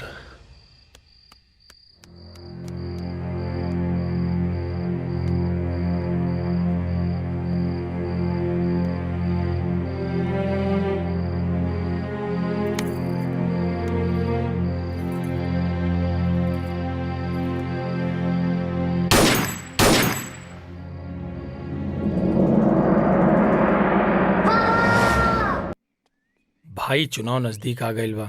एक बात समझ में नहीं आवत अर्जुन, हमारे यहाँ जनता काहे नहीं आवत? जनता कहाँ आई? जनता तो सारा राजा साहब के यहाँ जाली, और जब राजा साहब जनता के ऑफिस के काम आसानी से करा देते हुए, जब जनता के सारा काम घर बैठे हो जाता, तो एजे दरबार लगावे कहाँ आई? आ गए राजा साहब, राजशाही चल गई, लेकिन ई लोग के प्रजा पालक होके के खुमार ना उतरल। आई राजा साहब आई। कहाँ के राजा, हम तो जनता के सेवक हैं, जनता के ही कुछ अर्जी लेके आयल बानी हम आपके पास। हाँ हाँ पढ़ी अर्जी। एकरा पढ़ला के क्या जरूरत बाब, खुद दे पढ़ ले और काम करा दे जनता के। ना ना रउआ पढ़ी, हाथ के हाथ काम हो जाए ना, तो दिमाग में इतना प्रेशर बा कि कहीं रखा जाए तो दिक्कत हो जाए। नो पढ़ी।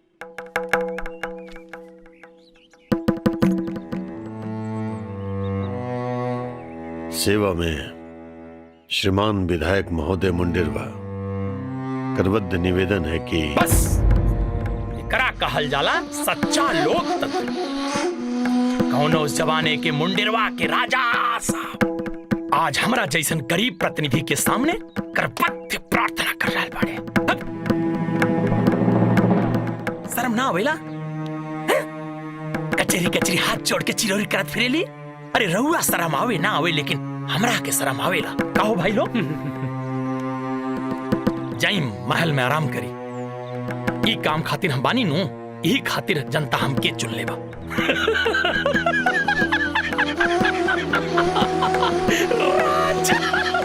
बाबा महाराज, हम रउआ से वादा करतानी कि हम केहू के सामने सर ना झुकाए।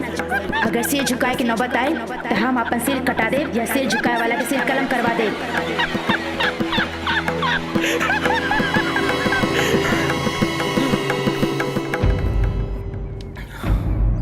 विधायक, ठहाका तारा जीवन के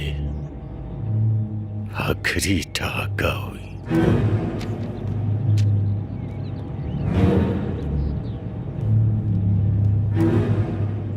कुछ ही देर में सारे प्रदेश में पोलिंग शुरू होने वाली है। सबकी निगाहें टिकी हैं मुंडेरवा क्षेत्र के चुनाव पर, जहां के राजा काशीनाथ सिंह ने चुनाव का बहिष्कार किया हुआ है। वहां के बारे में कहा जाता है कि राजा साहब के बिना इजाजत के उस इलाके में कुछ नहीं होता। तो कैसा है वहां का माहौल, सीधा लिए चलता हूं आपको मुंडेरवा। नजारा ऐसा देख के लग रहा है कि मतदाताओं का कि यहाँ पे जनता के अंदर काफी उत्साह है, चुनाव का ये बहिष्कार नहीं करना चाहते हैं। देखिए, मैंने कभी कोई चुनाव का बहिष्कार नहीं किया है। मीडिया ने मेरी बातों को गलत तरीके से पेश किया है। दरअसल मैंने अपनी भोली भाली जनता से यही कहा था कि आप गलत उम्मीदवार को वोट मत दें। आप उन्हीं उम्मीदवार का चयन करें जो आपकी उम्मीद पर खड़ा उतरे, किसी के बहकावे में ना आए। मीडिया तो अपना टीआरपी बढ़ाने के लिए मेरी बातों को पता नहीं कैसे घुमा घुमा कर प्रसारित करती है। प्रेम से सब संभव बा। राजा साहब देखो, आपन शर्म छुपावे खातिर कहा ताड़े कि मीडिया गलत अफवाह उड़ावता। अरे अर्जुन, हम कहता नहीं जी, हर बार से ज्यादा वोटिंग यहाँ बार हुई। अभी अभी एक बड़ी खबर मुंडेरवा विधानसभा क्षेत्र से आ रही है। यहाँ वोटों की गिनती हो चुकी है। यहाँ के इतिहास में पहली दफा 90% मत पत्र खाली मिला है, अर्थात लोगों ने किसी उम्मीदवार पर मोहर नहीं लगाई, जबकि वैलिड 10% मतों में सबसे ज्यादा मत वर्तमान विधायक श्री प्रेम देव को प्राप्त हुआ है। तो आइए जानते हैं काशीनाथ बाबू से। काशीनाथ जी क्या कहना चाहेंगे इस अनोखी घटना के बारे में? क्या ये बहिष्कार का ही दूसरा रूप है? जनता तो काफी उत्साह के साथ इस चुनावी प्रक्रिया में भाग ली है और हर चुनाव से ज्यादा इस चुनाव में वोटिंग भी हुई है। अब ये एक अलग बात है कि जनता को कोई उम्मीदवार पसंद ही नहीं आया तो उन्होंने अपनी अभिव्यक्ति इस प्रकार व्यक्त की है। अब आइए जानते हैं प्रेम दुबे जी से, उनकी क्या प्रतिक्रिया है। जनता बहकावे में आ गई। कुछ लोगों ने जनता बहकाने को फैशन बना लिया। जब देखो सिस्टम पर नकारात्मक प्रतिक्रिया। कुछ ना भाई, विकास नहीं खे भाई। अरे इतने कर्मशील बड़ा तो चुनाव के मैदान में काहे नहीं खियावत? जब जन आकांक्षा के बोझ कंधा पर पड़ी ना, सारी ही कड़ी निकल जाई। मालिक, फिर से लईकी भइल बा। अरे लईकी भइल भी आता इससे उदास काय बाड़ू तू? हाँ, अरे खुश हो मन से। आई ला ला ला, तू इतना बड़ा खुशखबरी दे लुआ। आई ला पैसा लेके जा। एक काम करो तो पूरा लेके जा। आई ला। हुकुम अगर लड़का हुई तो रहुआ से चल जाई ना तो रौर पोल स्टेज पर जाके रौर भोली भाली जनता के सामने खोल दे।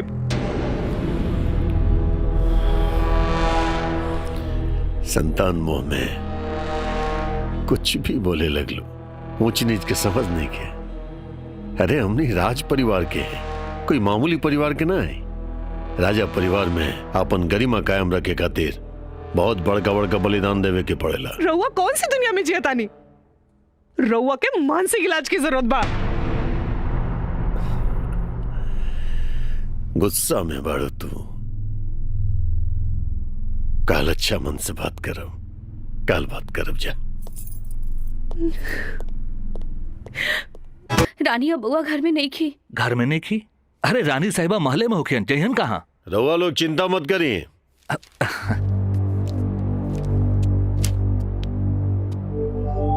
रानी साहिबा कहीं गई लुल नहीं की, बल्कि हम उनकर आगे भेज ले बानी।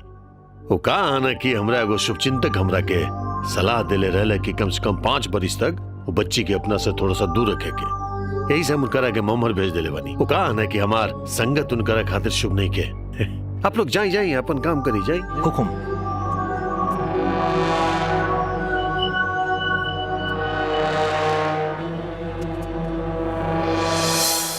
बाप रे बाप, बहुत कर्म कांडी बानी रहुआ ना। हमरा यह कर्म के कारण था हमरा अंदर के राम के ऊपर रावण हावी हो गई। ढूंढे की कोशिश ना करनी रहुआ?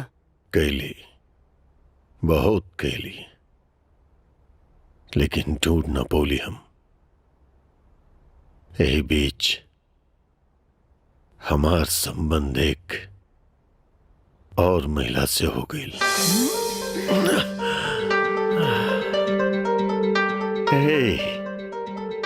का भइल? अब ना कहे कि हम माँ बने वाला बने। चली जल्दी से शादी कर लिया जाओ।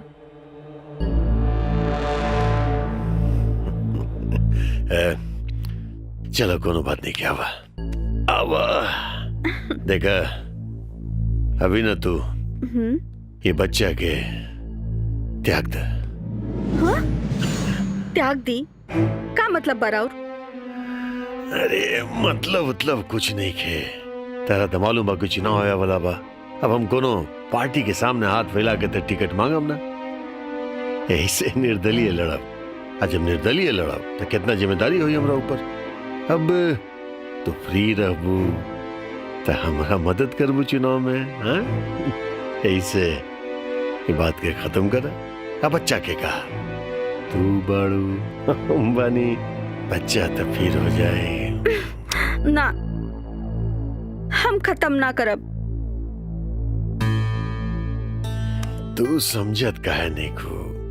देखा, इस समय ना दिल से सोचला के जरूरत नहीं के दिमाग से सोचला के जरूरत बा। हाँ? प्रेम दवैया हमरा धमकी दिले बा। देखा, तू एक पढ़ल लिखल पत्रकार बाड़ू तू। हाँ, अभी हाँ महिला जैसे तू बात करे लगू। अब बहुत अच्छा बात बा कि रउआ के याद बा कि हम पत्रकार बानी।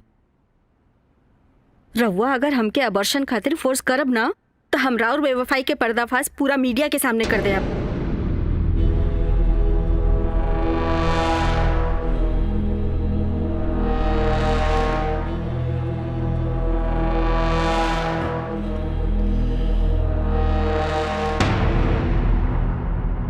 खैर कोनो बात ना, तार इच्छा जरूर पूरा हुई।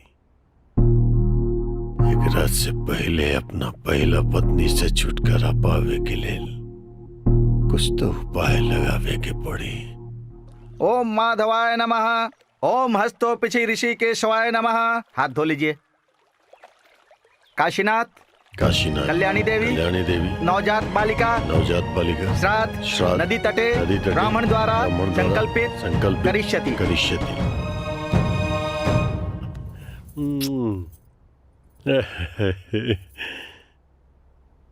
मेरा नाम करेगा रोशन, जग में मेरा राज दुलारा। अकेले रउआ के ही नाम रोशन करी, हमार ना। केवल तू तो हमरा मजबूर करके बियाह कैलू। तेरा तो मालूम बा कि हम केकरो सामने झुक न पावेली। जे हमरा झुकावे की कोशिश करेला ओकरा हम सजा जरूर दिले।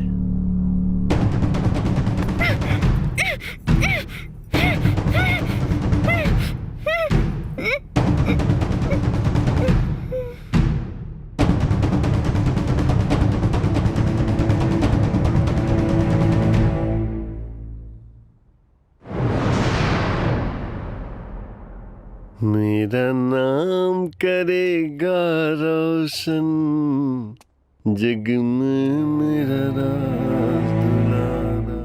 लेकिन ये तो पागलपन रहे। हाँ, सही में ये बात रुआ के पुलिस के यहाँ कबूले के पड़ी। करब, जरूर कबूल करब। हम अपन कैला के सजा भुगते खातिर तैयार बानी, लेकिन एक बार अपना बेटा विश्वनाथ के कैल से निपट ले तब। कहे कि हम नहीं की चाहत कि हमरा बाद हमरा बेटी के कोनो संकट के सामना करे के पड़े। खैर, आगे के कहानी सुना तू। हम तरह से कुछ नहीं के छुपाए। हमरा लाड़ प्यार में पलल हमर बेटा विश्वनाथ गलत संगत में पड़ गई। सर, आज कई दिन हो गए हैं आपके क्षेत्र के प्रमुख बिजनेसमैन लापता है, लेकिन पुलिस अभी तक उनका सुराग ढूंढने में नाकामयाब रही है। आखिर ये हो क्या रहा है? मैं अपने जनता से अपील करता हूं कि आप लोग कृपया धीरज बना कर रखें। हम लगातार प्रशासन के संपर्क में हैं और मुझे ये पूरा भरोसा है कि हम बहुत जल्द ही सफलता हासिल कर लेंगे। बहुत जल्द? बहुत जल्द आखिर कब तक? इसकी कोई समय सीमा तो होगी। मैं वादा करता हूं कि 72 घंटे के अंदर अगर वो व्यवसायी अपने घर ना पहुंचा तो मैं अपने पद से इस्तीफा दे दूंगा। मालिक, वो व्यवसायी के तो विशु बाबू रखले बड़न अपना फार्म हाउस में। दिया एंजॉय करा। रउआ खातिर एक एक पैक 1-1 करोड़ रुपया के पड़ी। जल्दी से भुगतान कर दा, ना तो बिल बढ़त जाई। विशु भैया, इतना रुपया हम कहाँ से लाई? केहू रउआ के गलत जानकारी देले बा। बाबूजी, रउआ यहाँ अचानक तू काहे इनकरा के बंधक बना के रख ले पड़े जा?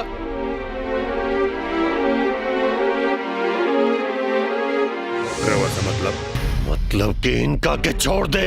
हम जनता से वादा कर चुकल बानी कि 72 घंटा के अंदर अगर घरे ना पहुंचल ना तो हम इस्तीफा दे दे। ये तो बहुत बढ़िया काम करी बाबूजी, बहुत अच्छा मौका बा। रउआ 72 घंटा के बाद इस्तीफा दे दे और ओकरा 3 घंटा के बाद हम एकरा के छोड़ दे। और इतना देर में राउर इस्तीफा मंजूर होगी ना, और हमके हमार फिरौती के पैसा भी मिल जाई। एकरा के एक घटना से 2 का साधल कहल जाला बाबूजी। और वो जनता के नजर में महान बन जाई और हमके हमार पैसा भी मिल जाई। जानते नहीं बाबूजी कितना पैसा? 50 करोड़। 50 करोड़। अरे हुआ इतना पैसा अपना जिंदगी में ना कमाइले हो। हमके चाहे भी ना ऐसा पाप के कमाई। कर देने हुए मिडिल क्लास वाली बात। पाप पुण्य तनी सोची बाबूजी, इतना पैसा ही जनता से लूट के लिए आइल बा और हमनी के जनता के प्रतिनिधि है जा। वो पैसा पर हमनियों के हक बा। और बाबूजी, ये पैसा जनता के नु जाई चुनाव में बांट के। आखिर हमनी के जनता के नु काम करता नहीं जा। आज के जमाना में यह जनसेवा है बाबूजी।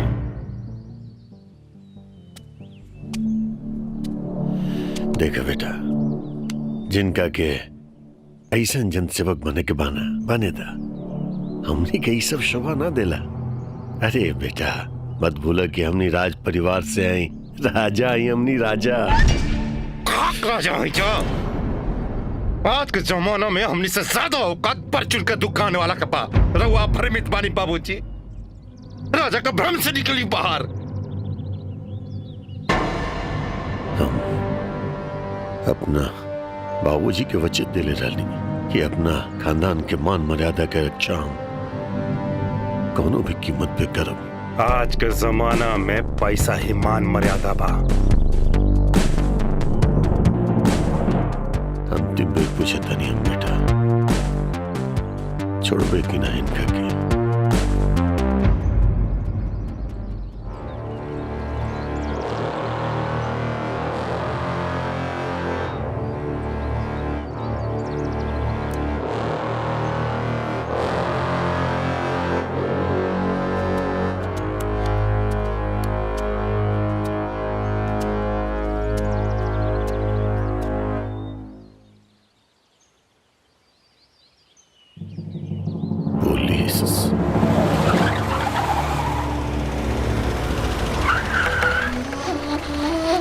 अरे ये दरोगा ई का हो? तू लोगन के यह प्रॉब्लम बा। नया नया थाना में बा जोश में रहला। अरे ये हमरे काशीनाथ बाबू के बेटा है विश्व। पहचानत नहीं खिन कर रखे। आओ ये हाथ में हथकड़ी का हो गई? ये इनका अपहरण किए हुए थे। ना ना ना तोहरे छानबीन में जरूर कोनो कमी रह गई होई। अरे हम इनकरा से 2 मिनट बात करे के चाहता नहीं। आई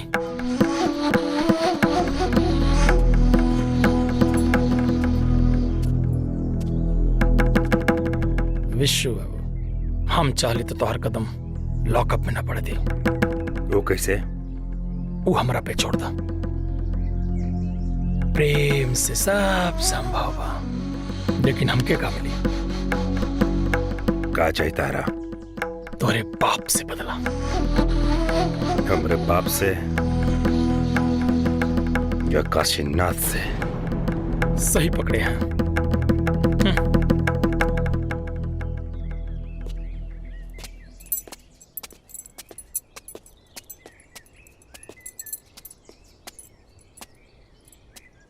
चले तोहरा से कुछ बात करेंगे बा।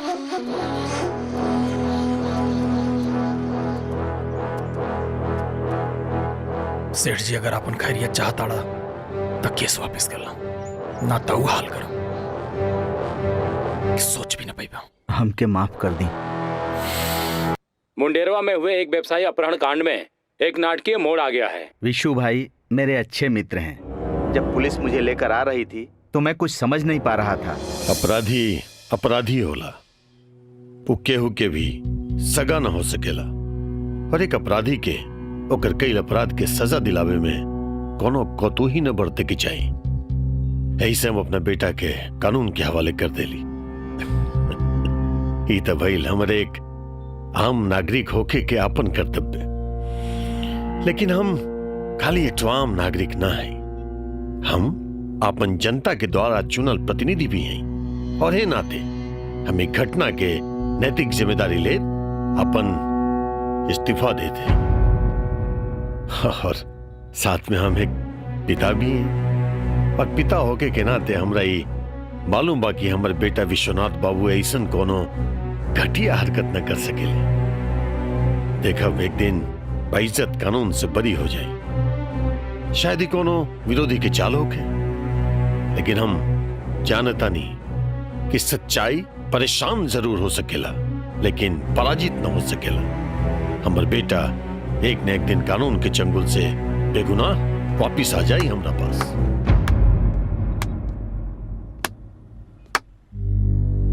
रहुआ का हमरा बेगुनाही का विश्वास ना होगी तो केकरा का होगी?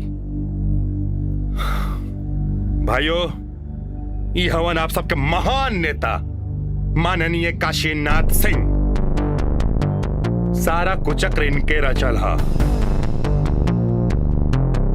वो व्यापारी हमार दोस्त हवन और पिछला 3-4 दिन से वो हमारे साथ फार्म हाउस पर रुकल रहन। बस इनके षड्यंत्र करे के मौका मिल गई। ये हमरा दोस्त के घर वालन से मिलके हमरा खिलाफ FIR लिखवेलन। ओकरे बाद ही मामला के थोड़ा हाइप दे देलन। ओकरे बाद अपना निर्दोष बेटा के जेल भिजवा के इस्तीफा देवे के साजिश रचलन। रवे लोग बताई इस्तीफा मीडिया के सामने देवल जाला। बहुत ही शातिर आदमी हमन, बहुत ही शातिर। ये बाप ना सांप हावन। अपना स्वार्थ खातिर अपना बेटा के भी डस लेलन। तो जनता के डसने में कितना टाइम लगे? जल्दी बोलो जल्दी। ए ड्राइवर, अरे गाड़ी निकालो।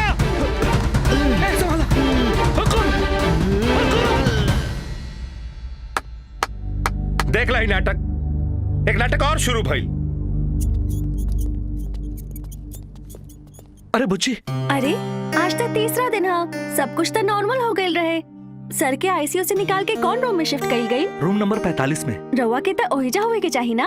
हाँ बुच्ची, हम तोहरे ढूंढे खातिर निकल रहनी हो। हुकुम दवाई नहीं खन खात। दवा काहे नहीं की खात? अरे बीसू बाबू खातिर। हमारा मालिक के इकलौता बेटा, वो अभी तक उनका से मिले निखन आइल। हाँ आई चली। आए जल्दी।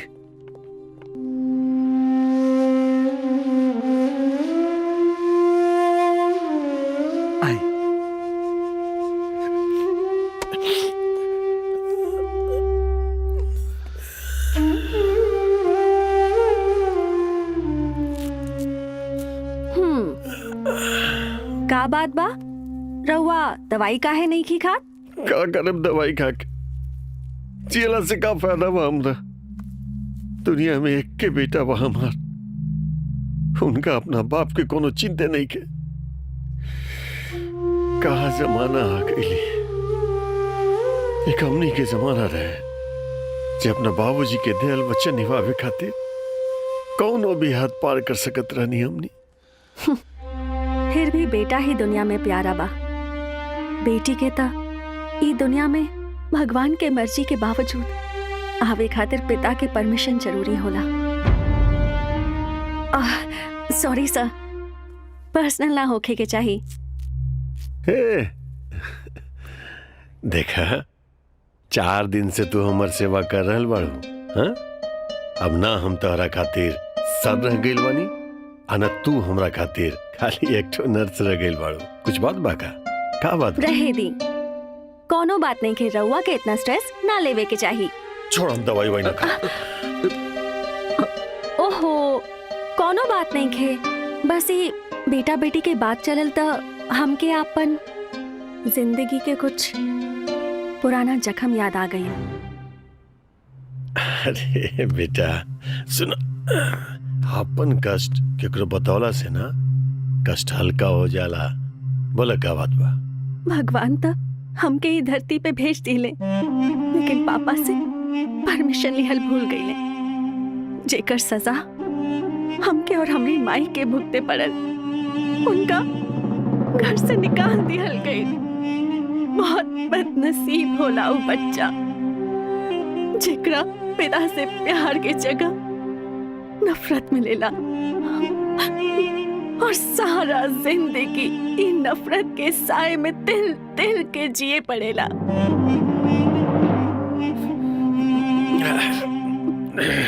अरे अरे बेटा, तई में परेशानी का बा? अपन माई से पूछला कि के हुए तोहर बाबूजी कहाँ रहले? माई से पूछली तो अपसेट हो जाली, तो हमके डर लग जाला कि कहीं पापा के तलाश में माँ के बिना खो दी। खैर छोड़ी, रहुआ दवा खा ली, हमके और पेशेंट देखे के बा। लेट हो रहल बानी, चली अब हम जाता नहीं। बेटी, एक तो बात पूछी तोरा से। मान ला कि तोहार बाबूजी तोरा कहीं बेटा गए ता का करबू? का करब? इतना प्यार करब कि उनकर मन में बेटी के प्रति जितना नफरत बाना सब दूर हो जाए। हम जाए दी, रवा दवा खा ली। कितना बढ़िया विचार बता बेटी। एक तो हमार बेटा बा। ओह ओहो, रउआ बात बात पे सेंटिमेंटल काहे हो जाइला? आई एगो सेल्फी लेतानी। अरे तनी हंसी ना तो फोटो खराब हो जाई। रवा दूर से मुस्कुराए का आई आई।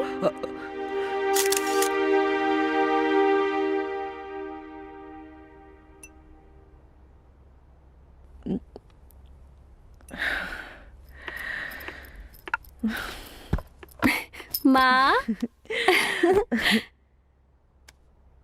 माधुरी। हाँ माँ। चश्मा लाई ल। ओहो कहा माँ, चश्मा वाला पुर्जा ही ना मिलल। कितना बार तोहरा से कहनी कि पुर्जा के फोटो ले ले, पर तू है कि ले रानी माँ, लेकिन इतना फोटो हो गइल बा कि ढूंढने के समय ही नहीं के मिलत। एक काम कर, तू ही ढूंढ। अब ना तहार मोबाइल हम कैसे ना। अरे माँ कुछ ना है छुपावे लायक। ई ली, जे एक खराब फोटो होई ओके उड़ा दी। ली तनी जगह भी खाली हो जाई। चला जा कपड़े चेंज कर ला।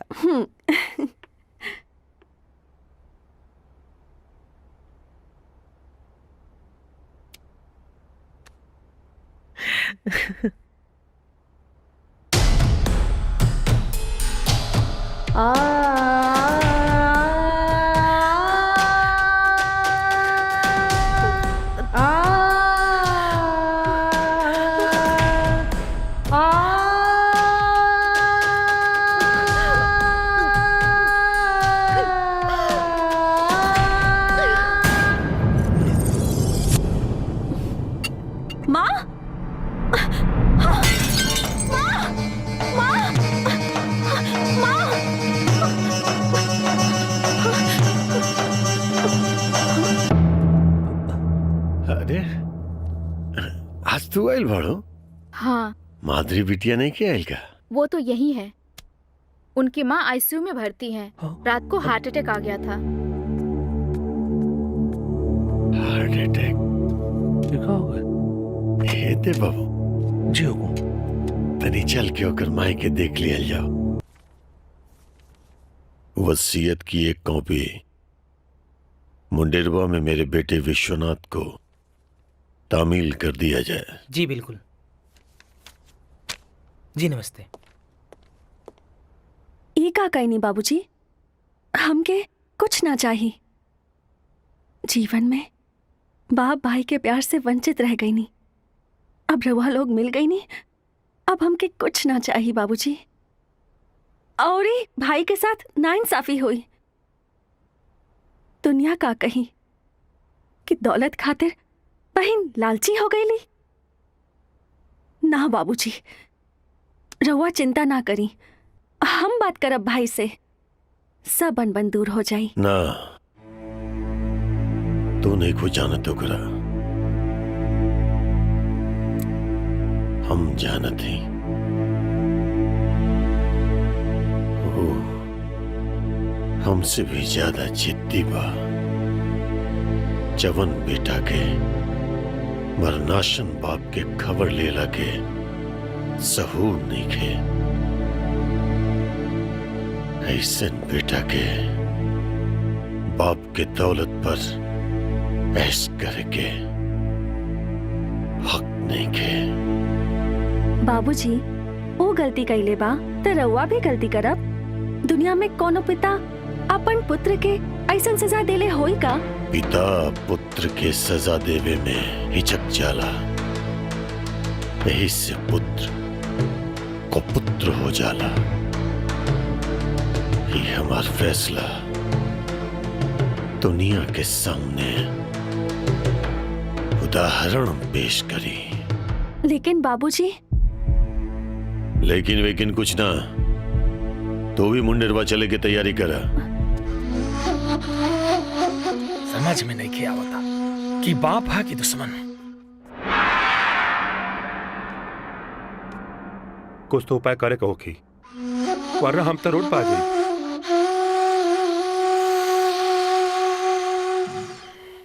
एक बात बतावा, तोहरे बहन के शादी बाकी कुंवार बाड़ीन? जौन वकील वसीयत भेजले रहे ओकरा से हम बात कईनी, वो अभी कुंवार बाड़ी।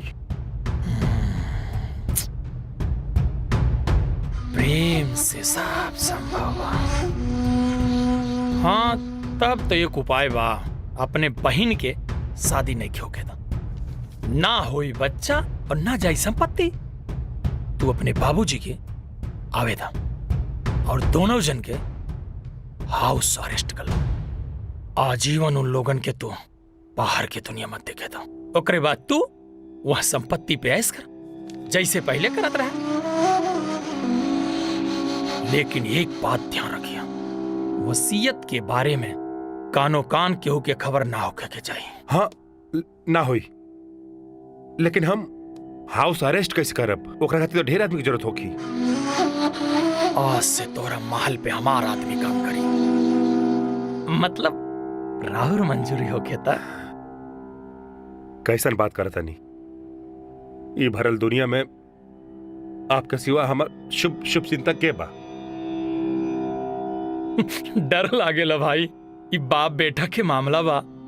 कब हिलोर मारे खून कि तू भावुक होके जाके बाबूजी के गोदी में बैठ जा।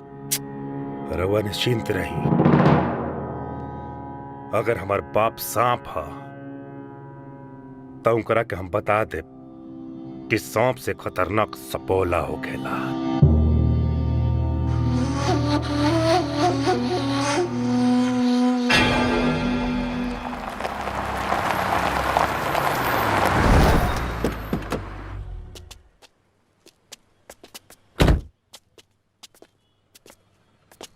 कमलू,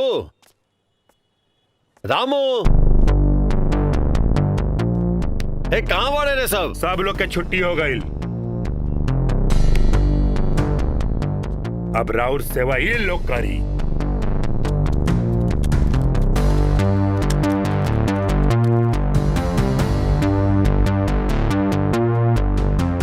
अब रउआ आजीवन ही महल में आराम करी। हमार नई दीदी ता डोली ना अर्थी निकली महल से। देव चच्चा, रवा अंदर बाहर ही लोग के ख्याल रखब, लेकिन ध्यान रहे अंदर से कोनो खबर बाहर गई तेकर जिम्मेदार सिर्फ आप हो खब। अंजाम बता दी कि रवा समझ गई नहीं। ए भाई, हमके ई धन दौलत ये कुछ ना चाहिए भाई। हमके तो सिर्फ अपन भाई के प्यार चाहिए। तार चिकनी चुपड़ी बात के जादू राजा काशीनाथ पर चल गई, जो अपन सारा दौलत तारा नामे वसीयत कर दलन। लेकिन विश्वनाथ सिंह तारा झांसे में ना आया। विश्व, तू हमर नाम लेके पुकार रहल बड़े। जब तू ही सब नाता तोड़ लेला त का कह के बुलाई? तो मत भूल बेटा कि राजा काशीनाथ कोनो गुमनाम परिंदा ना होवे जे तू ओकरा टोकरी में कैद करके रख लेबे। लेकिन ये हमार लुकआउट बा, रवा निश्चिंत होके पास लाभ उठाई जाई। हाँ, जाए से पहले रवा लोग अपन मोबाइल यहाँ जमा करा दी। देव चचा मोबाइल दी दा।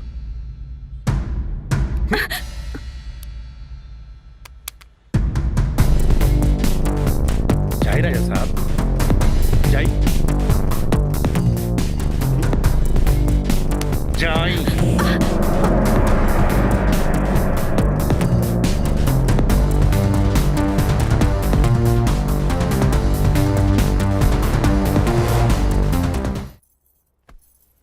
बाबूजी, बाबूजी,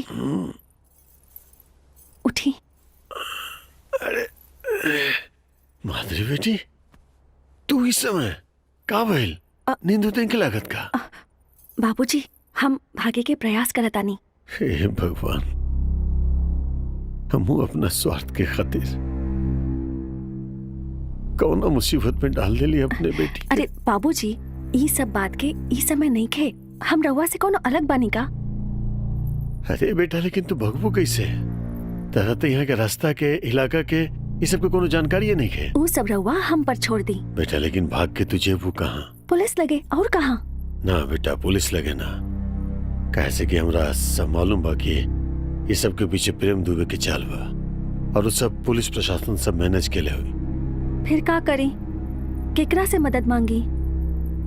मीडिया लगे जाए? मीडिया ना बड़ा बदनामी हो जाए हमनी के। बेटा जौना खामोशी से वो प्रेम दुबे अपन चाल चल रहा बाना, वह खामोशी से हमनी के होकर चाल काटे के पड़ी। फिर का करी? रहुए बताई। हमरा तो कुछ समझ में नहीं किया आवत बेटा। हाँ, अगर कोनो दमदार मददगार बैठा जाए ना, जे गुंडा सबके पार घाट लगा दे, अगर एक बार ही मोहरा से पिटा गए ना बेटा, उसके बाद खुद हम सब कर ले। ठीक बा, हम पहले यहाँ से निकलतानी, फिर देखतानी का हो सकेला। और हाँ, रहुआ 10 मिनट बाद हल्ला मचा दी कि माधुरी भाग गई। अब बाय बाबूजी। बेटा हमरा बहुत डर लग रहा बा बेटा। बाबूजी डरे के कोनो बात नहीं खे, सब ठीक हो जाए। बाय। हे भगवान, हमारी बेटी की रक्षा करिए भगवान।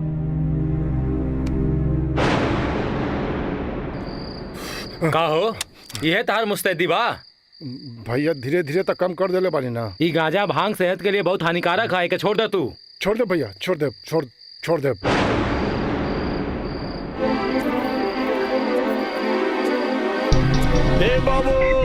दे बाबू कहाँ चिल्लाता नहीं? माधुरी बिटिया महल में नहीं खी बिशु बाबू। अरे अंदरे में होई, कहीं न गई होई। हम पूरा महल छान मर ले बानी, अब पीछे का दरवाजा खुलल बा। अर्जुन, ए अर्जुन, का भइल बिशु बाबू? का भइल कहता रहा? ये ता चाक चौबंद पहन रही माधुरी घर से भाग गई। अब मैंने तो 5 मिनट पहले चक्कर लगोले रहनी, और सब मुस्तैदो रहल। अंदर देखा तनी जाके। अरे देव चाचा अंदर देख के बड़न। अरे देव चाचा के कौन भरोसा बा, ये तो वही पार्टी के हुए। अरे बुढ़बा खाली शरीर हो गल बेतला बड़, और बुद्धि एक पैसा करने के तार। जब इंकरा का भगावा हुई तो हमरा क्या बतेतन?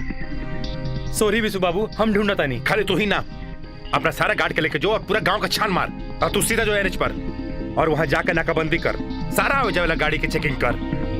ध्यान रहे माधुरी क्षेत्र से बाहर ना जा सके। माफ कर बाबूजी, लेकिन रउआ लोग के जनरेशन में एगो बहुत बड़ कमी बा। रउआ लोग बहुत जल्दी जजमेंटल हो जानी। बेटी बोझ होली, अगर बेटी होई तब ब्याह खातिर केहू के सामने सिर झुकावे के पड़ी, और बेटा हा नौजवानी में एगो गलती कर दिलस, तावारा हा, बदतमीज हा, और अंतिम फैसला सुना देनी रउआ लोग।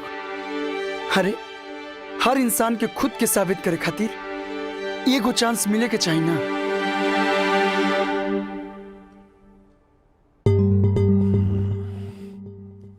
हाँ बेटा, तू सही कह रहा बड़ा। समय के साथ बदल न पौली, यही से हमार परिवार के पूरा वजूद आज दाव पर लागल बा। जाने ला बेटा, वक्त और समझ ये दोनों एक साथ किस्मत वाला के ही मिलेला। कहे कि जब वक्त होला तो समझ ना होला, और जब समझ आवेला तब वक्त ना होला। काश काश भगवान हमरा एक चांस दे दस, शायद सब कुछ ठीक हो जाए। फिलहाल तरुआ हमरा के एगो चांस दे दी। हम माधुरी से शादी कर चाहतनी, और वो तैयार बाड़ी ना। हम तैयार नहीं खी। अरे तू चुप रहा ना, तुम्हारी यादाश्त ठीक नहीं खे। हाँ बाबूजी, इनका यादाश्त चल गई। केकर यादाश्त गेल बा? अरे माधुरी के। अब इनकर कोनो यादाश्त उदास नहीं के गईल। अगर और इजाजत होके तो अकेला में इनकरो कहानी सुन लेती, प्लीज। हुकुम। थैंक्स। अए अए एजा का चला। हम कहाँ जाए, हम तो हमेशा तारा संग रहिले। ए तारा संग साथ की सीमा एजे खत्म, चल निकला। तो जाई, लेकिन कहानियां। अरे कहानी हम सुना दे बाबू, निकला ठंडे ठंडे निकला। अच्छा जाई, चल। हाँ ठीक है, जा रहे हैं, जाते हैं। जा, कहानी सुने के रहे फिर ऐसे सुनी। अच्छा ठीक है, जाता नहीं। चला अब शुरू हो जा। का? अरे कहानी और सप्ताह वक्त अइला पर हुई जाए। ढेर ख्याली पुलाव मत पकावा, होश में रहा। ई तहार घर ना बा जे कूद पड़बा हमरा ऊपर। जॉन भइल ओकरा खातिर हम शर्मिंदा बनी। हाँ हाँ, अभी होश में बाड़ा तो शर्मिंदा बाड़ा। जहाँ 2 पैक चढ़ल तहाँ फांदे लगवा चीन के दीवार। अब ढेर सताओ मत। ऊ पहला बार हम दारू पी रहे तारा के डरावे खातिर। अभी अपन यादाश्त वाला कहानी बतावा। कहानी का रहे? शराब पी के जे तू कैला वो हरकत के बाद हमार दिल टूट गईल। अब फिर अस्पताल में तोहरा के ना देख के हम समझ गई नहीं कि तोहरा के अपना हरकत पे पछतावा नहीं खे। तब फिर हम भी ठान लेनी कि अब तोहरा से कोनो रिश्ता ना रखब। यही खातिर ई याददाश्त जाए के बहाना कईनी। वो रात जब तू भाई के गुंडा के मारत रहला तब से हम तोहरा से बहुत उम्मीद बांध लेनी। बकवास दिखावेला ही सिनेमा में पहली नजर के प्यार। असल जीवन में ऐसा कुछ ना होला। पहली नजर के प्यार मतलब हमरा से। ए देखा, सच बात जुबान पे आ गई। अब ना में सर मत हिला। प्यार रहे लेकिन सब खत्म हो गई। लेकिन एमे हमार का गलती? वो हमार बाबूजी हमारे पे इतना न शक करेले कि हम कौन लड़की के बारे में सोचबे ना करनी और प्यार मोहब्बत के सेंस डेवलप ना भइल। अच्छा तो अब कहाँ से आ गई ई सेंस? जब से तू छोड़ के आई बड़ू तब से सब कुछ बदल गई बा। ऐसा लगाता कि हम तोहरा बिन जी ना पाई।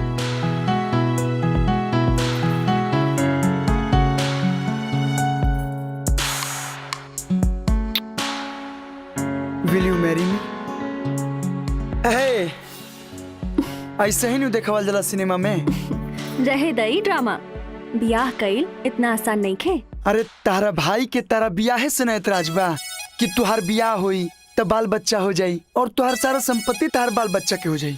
छोड़ा ना बियाह शादी के चक्कर, काहे समय बर्बाद करते हो। चलो ना सीधे बाले बच्चा पैदा कर ले, शहर के सब प्लाने खत्म हो गए। चलो ना। हटा, मजाक छोड़। पहले ही बतावा एजा से निकलबा कैसे? मतलब हाँ तू पूछा तारू। अरे तू तब पहले हूँ भागल बड़े हूँ। उस समय सब सतर्क ना रहे, अब सब सतर्क हो गईले। अरे ये काम ता चुटकी बजा के हम कर दें। हम चाहे तो तोरा के भगा के अभी बियाह कर ली, लेकिन कायर जिसन भाग के बियाह नहीं के करे के। रहे दा, बड़ा बड़ा बात ना कर। जाने ना कितना लोग बा यहाँ भाई के। लागत तोरा के नमूना दिखावे के पड़ी। पार्टनर कमिंग पार्टनर, बोला चल खोल। का? अरे कपड़ा खोल। हाँ कहाँ? मामा हम आवत नहीं घूम के। तोहर दोस्त? हाँ बा ना बा, हाय देखा। जा जा। हाँ ठीक बा। सुता नहीं तो रोमांस करे गए रही। जबान संभाल के बात कर, ना तो कुटी कुटी काट दे। तो अंदर कैसे इला? मामा संगे। मामा तनी पूरा डिटेल बता दो। तोरा से तब बाद में निपटब। चल जो मुंडरवा से। अगर अपन सलामती चाहता रे तो दोबारा इजे नजर मत आइए। अंदर जो।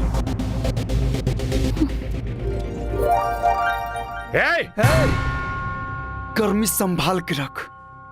कलावा तनी तोरा बहन से बिया है, हिम्मत हुई ना तो रोक लिए।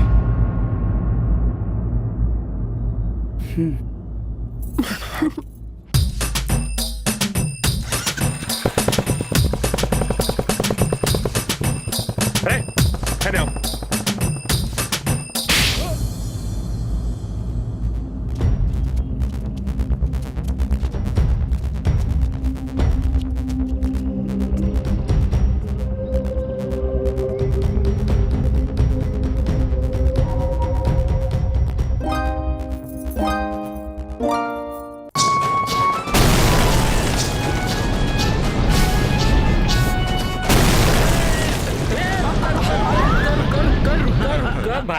ए भैया स्वागत के तो जबरदस्त तैयारी के लिए बाड़ा। हाँ भैया, ई लोग तो बड़का बड़का पटाखा छोड़ता। ये तो भी बहुत कम बा। अंदर चल, भोज के भी बहुत जबरदस्त तैयारी हुई। अरे गोली द फ्राई, लाद दो प्याजा और गुस्सा बादशाही चली ना, क्या मजा आई।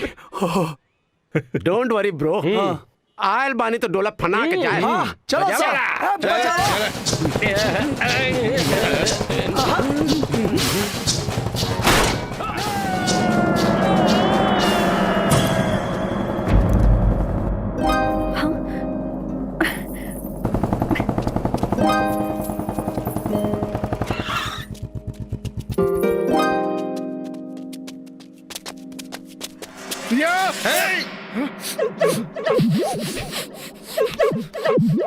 ए भाई चिलम्बा का भाई गांजा बका। हाँ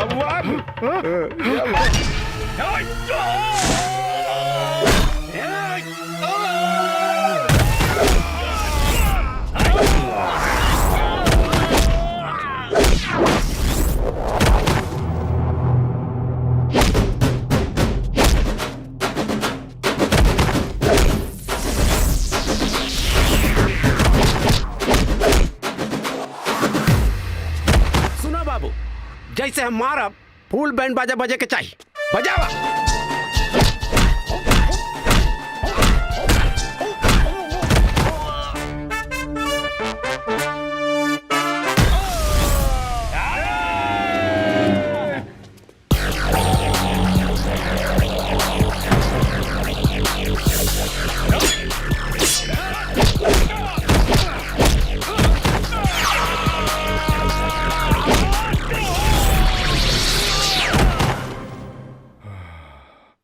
आपके तो लागत है कुछ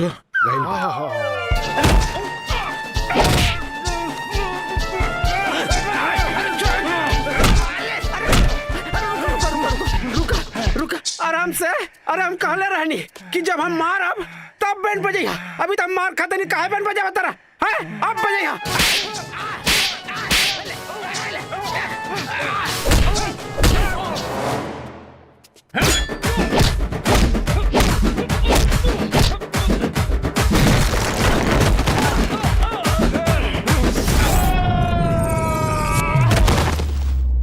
भाई आयल बाड़ा था दुद्दू हाथ हमनी के कर लेवल जाए। हाँ कल ही हल जाओ। अब हम मारम तोड़ा के। हाँ तो मार मुड़िया नहीं लावा। ये तो चीटिंग बा। तारा तो मार ही नहीं खेया बत। देखा हम बतावत। देखा हमरा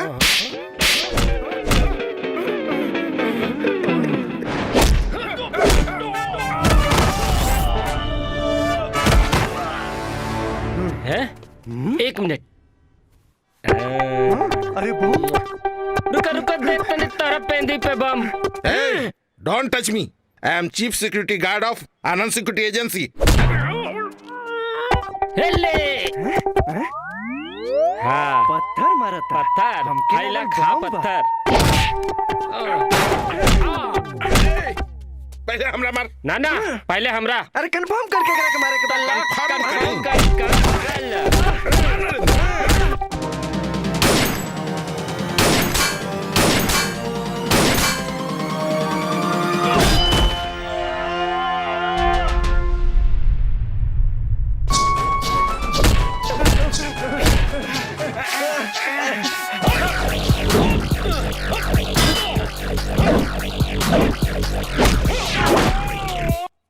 इधर से जाऊंगा, चाकू लेके आऊंगा, इधर से जाऊंगा, इधर से लेके आऊंगा,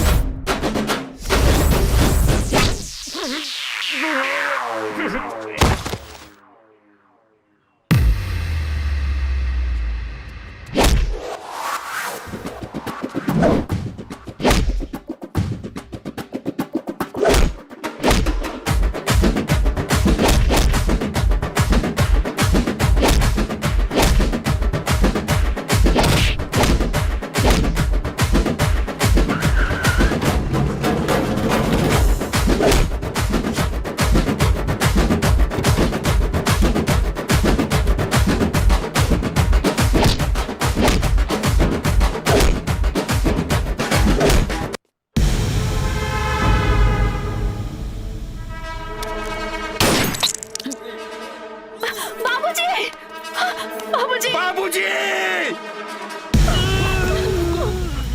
बाबूजी, बाबूजी, बाबूजी, बाबूजी, बाबूजी, बाबूजी।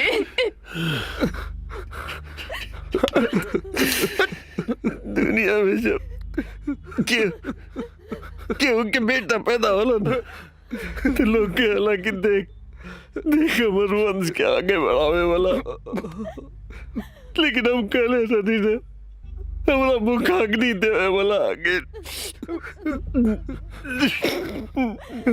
लेकिन हमरा बेटा के मुखाग्नि देवे के इतना जल्दी रहे कि हमरा मौत के कगार पर पहुंचा दिला।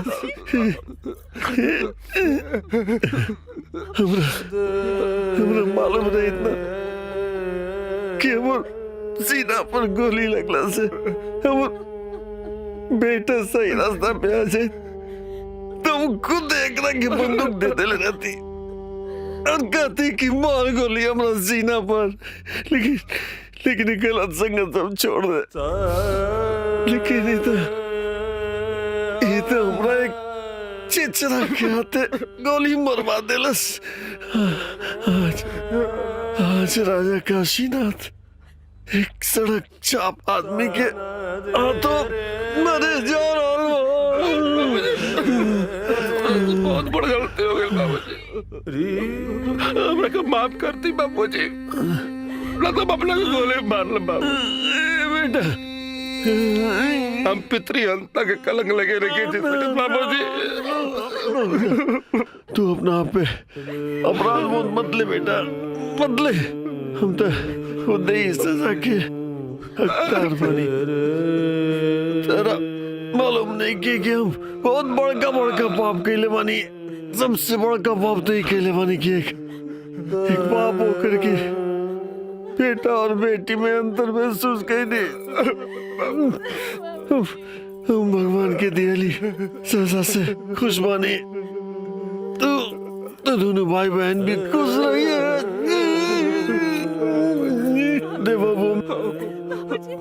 देवभूमि में एक अंतिम जिम्मेदारी देखी जाती। आनंद बहुत अच्छा लड़का बा। हमरा बेटी के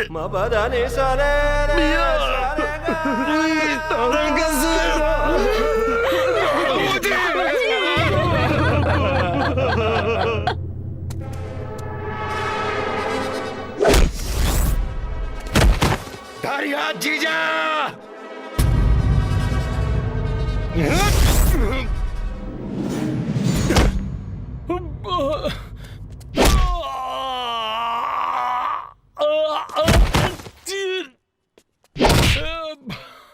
तुम बाबूजी की गोली कैसा मार ले रहा है?